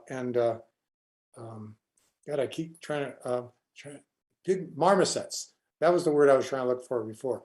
Marmosets have telomere shortening and lengthening like humans do, but lemurs don't. And tree shrews, I forget where they fit in there, but I have looked at those. But tree shrews are bigger than pygmy marmosets, and so pygmy marmosets are actually my ideal animal for doing preclinical studies because of their size, decreases the cost of drugs, and their lifespans are short and things like that. So, sorry. Yes, thank you, Bill, for that answer. Zoltan did buy an island on June 26th. He made a Facebook post stating, "My new column at International Living is out. I bought a nearly 70-acre, 100-foot high wooded island in the Canadian Atlantic Ocean this year. It's part of a broader mission to diversify out of America, given our tumultuous world." So I'm going to share that article in the chat shortly, but That's great. I'm glad to hear you did that. I'm a big fan of sultans, but 70 acres is way too small. So you couldn't have your research facility on that kind of island. Yeah, well, we could probably fit the research facility on that island, but we wouldn't have any place for people to live. They'd have to be going back and forth off and on the island to go somewhere else to live and things like that, or have restaurants and clubs and entertainment, things like that, grocery stores. Yes, indeed. So hopefully somebody will obtain a larger island. If you are a person of means watching this, please consider doing this for all of the longevity research scientists out there. And now let us go to final questions from the panel. Jason, please ask your question. I think I've asked everything, but I appreciate you coming here. I really appreciate, I like how you got such a good idea for the scientific method. I'm glad you stressed that so much, that peer review, and then I wish more people, had a better idea about that. It would help our discussion. Thank you. But thanks for coming. Appreciate it. Thank you. Maybe if we get Sandra to come on, maybe you'll come back. Listen, if Sandy comes on, I am definitely not missing that. I've been blown away with every one of her presentations. Yes, indeed. And I'm reading through her book, The Kaufman Protocol, right now. And indeed, she's quite a source of extensive knowledge about how various drugs and supplements work, how they affect the systems of the body. Definitely, if you're planning to experiment with these kinds of substances, her book is highly recommended as a way of giving you the necessary background to understand what they do and how. Her formulas for figuring out what supplements to take are mind-boggling. They're just so incredibly easy to follow and stuff like that. She's coming out with a new book too. So. Yes, indeed. So now let's go to Art Ramon. Any final questions or comments? Yeah, no further questions or comments. Thank you for coming on, Bill. Learned a lot. Thank you. Thank you. All right, now let's go to Alexandria. Your place in Zoltan's place in Canada reminded me that Paul Stamets bought some old forest in Canada for the mycelium, not only to harvest it and then grow things in his lab in Washington, or is it Oregon? But anyway, more to the point, are you familiar with his work and the research on how mushrooms can heal us in various ways? For example, the turkey tail mushroom got his mom back from stage 4 breast cancer. Oh, I'm a big fan of mushrooms. I'll never forget when I was in graduate school, I was teaching a course as a graduate student in botany, and just had several courses or several lectures I had to give on mushrooms, and I was just amazed at the things that mushrooms can provide. I know a lot of the stuff that he has done. I've been following other people too, but one of the biggest things that's blown me away lately is, again, Sandra Kaufman talking about chagra, the mushroom chagra, and how it actually has a function, a mechanism of action of actually binding to the ACE2 receptor to prevent SARS-CoV-2. She's actually done some biohacking on her own. I guess I shouldn't go into more details about that, but you might, when she gets on, we'll all have to ask her about her results with chaga. I would love to see that. And as a result, I take it every day. I've got that in my formula. In the 17, it's called My Community, his formula. I bought one bottle. I need to get some more, but I would like to see him working better with our community. All right, thank you, Alexandria. And now let's go to Ben Ballweg. I appreciate your time today, Bill. Thanks for filling us all in on all the things. Maybe I'll shoot you an email or something like that if I have a follow-up, but thanks for everything today. And thanks for all you've done all your life long. I've enjoyed the conversations we already have.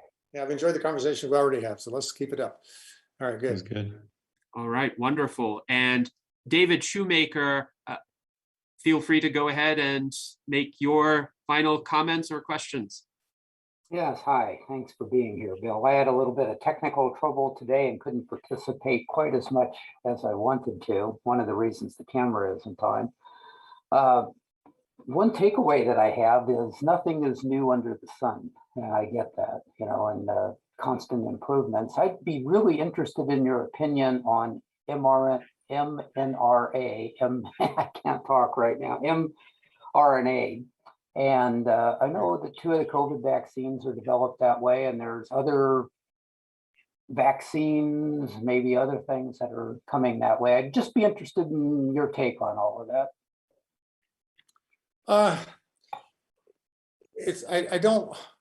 Okay, so mRNA is not new. We did, I've done mRNA delivery to cells long before I ever even heard of telomerase. But when we first discovered telomerase, that's one of the first things we did.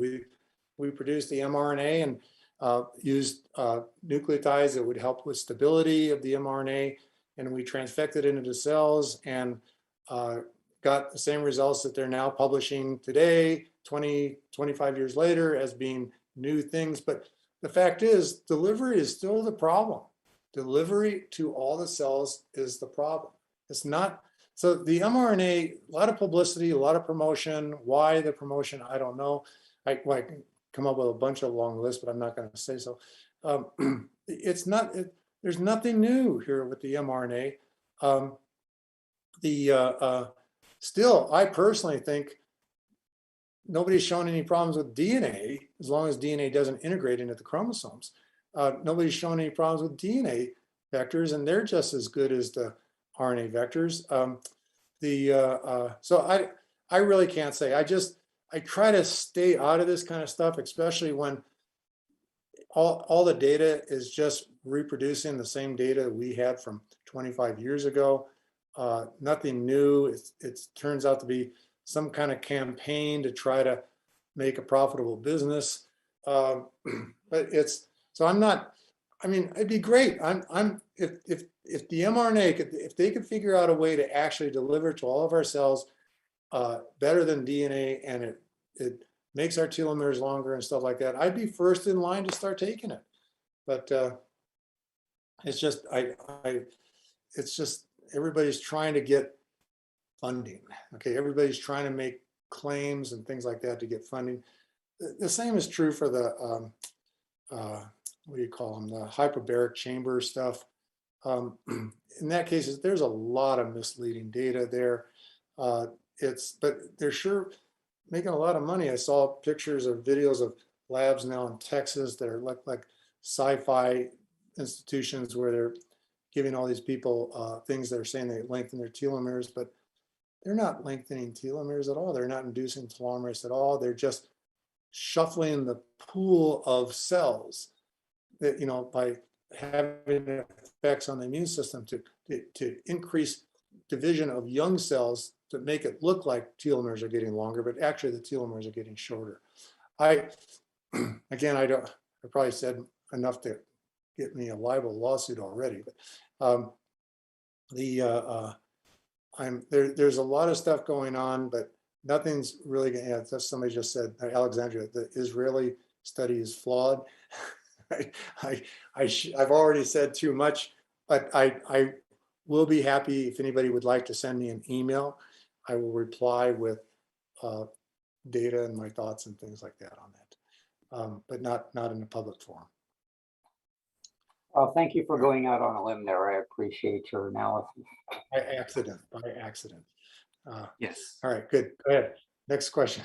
So thank you, Bill, for all of your answers and for spending 192 minutes with us thus far. I think we have come to the point where we will ask you as our guest to provide your closing comments. And in your closing comments, please do let people know how they could contact you and find out more about your work in case that they haven't encountered your work yet, because we want to bring more people into the movement. But more generally, how would you characterize this discussion? And is there anything you would like to say that we haven't addressed yet? Well, kind of in reverse order, let me say I've enjoyed this immensely. I can't believe it's been over 3 hours. Okay, I always say during presentations, my favorite part is always Q&A. I don't like it when, quote, dumb questions are asked. Not a single dumb question during this thing. Everything was really good, very intelligent. I loved answering all the questions. And so that's a real plus. This was a really great forum. I'm actually looking forward to watching this recording myself. Because it's probably going to, things I said off the cuff are probably going to contribute to future discussions I've had. The most important message is to don't be a victim of hearsay. Okay, it's like learn how to really get the answers. Don't buy into all the people that are trying to promote themselves, their businesses, or their products, saying whatever they can to get that going. There's just a lot of people that suffer from what is called histrionic personality disorder. You know, they got a Nobel Prize 40 years ago, and now nobody remembers who they are. So they try to get in the news by making claims, and usually they're making claims in areas that they have no experience in whatsoever. It's a really tough thing to really know what's real and not real, and that is something I'm really trying to impress on the people. I'm trying to hook people up with people that do know how to do this.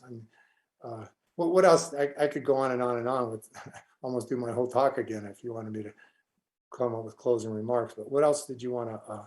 What else did you ask me that I didn't already do? Yes. How could people get in contact with you and find out about your work?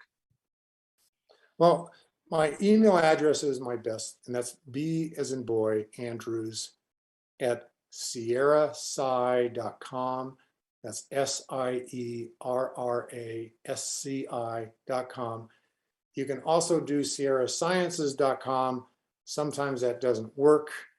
And I've been working with my IT group right now to try to figure out why that quits working. But sierrasci.com is my real website. Sierrasci is just something that gets directed to my real website and email address. So that's contact information. I am on Facebook. It's the only social media I do, but I try to steer people. I'm on LinkedIn too, but if you go to my LinkedIn account, you'll always you'll see my profile says, please contact me by email. And so email is the best way for me to document things and keep records of things. Remember, when somebody says they talked to me before, I can find that easier than anything else. Then there's my website, which is www.crsi.com. That's being updated all the time. It's got serious problems with it right now, but that's not my focus. My focus is on the science, and my IT group keeps complaining that I'm not giving them enough input, and they're right. I'm apologizing for it all the time.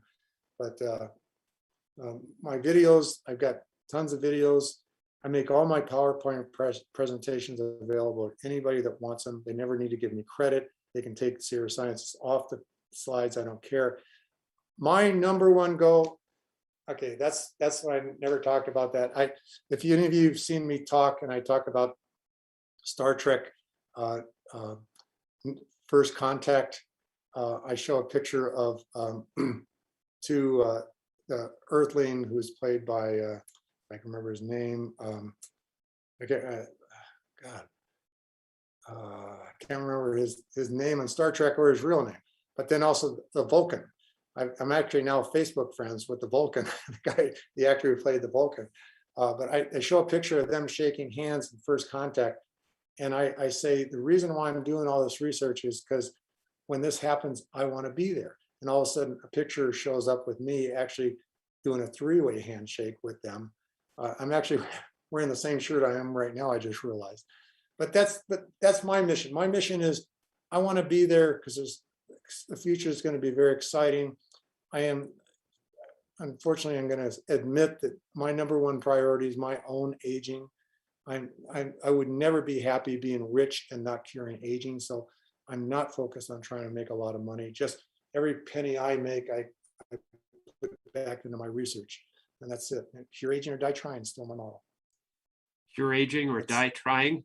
I think that's the best we can all do in terms of our own approaches to this matter. And certainly we are all in it as well for our own lives. We would love to benefit the world, but we want to be alive to see all of the great advances and opportunities that living longer has to offer. So thank you very much, Bill, for joining us. It was a fascinating conversation. We really appreciate your good words. This is exactly the kind of environment that we seek to cultivate with our virtual Enlightenment salons. And we couldn't do it without our audience either.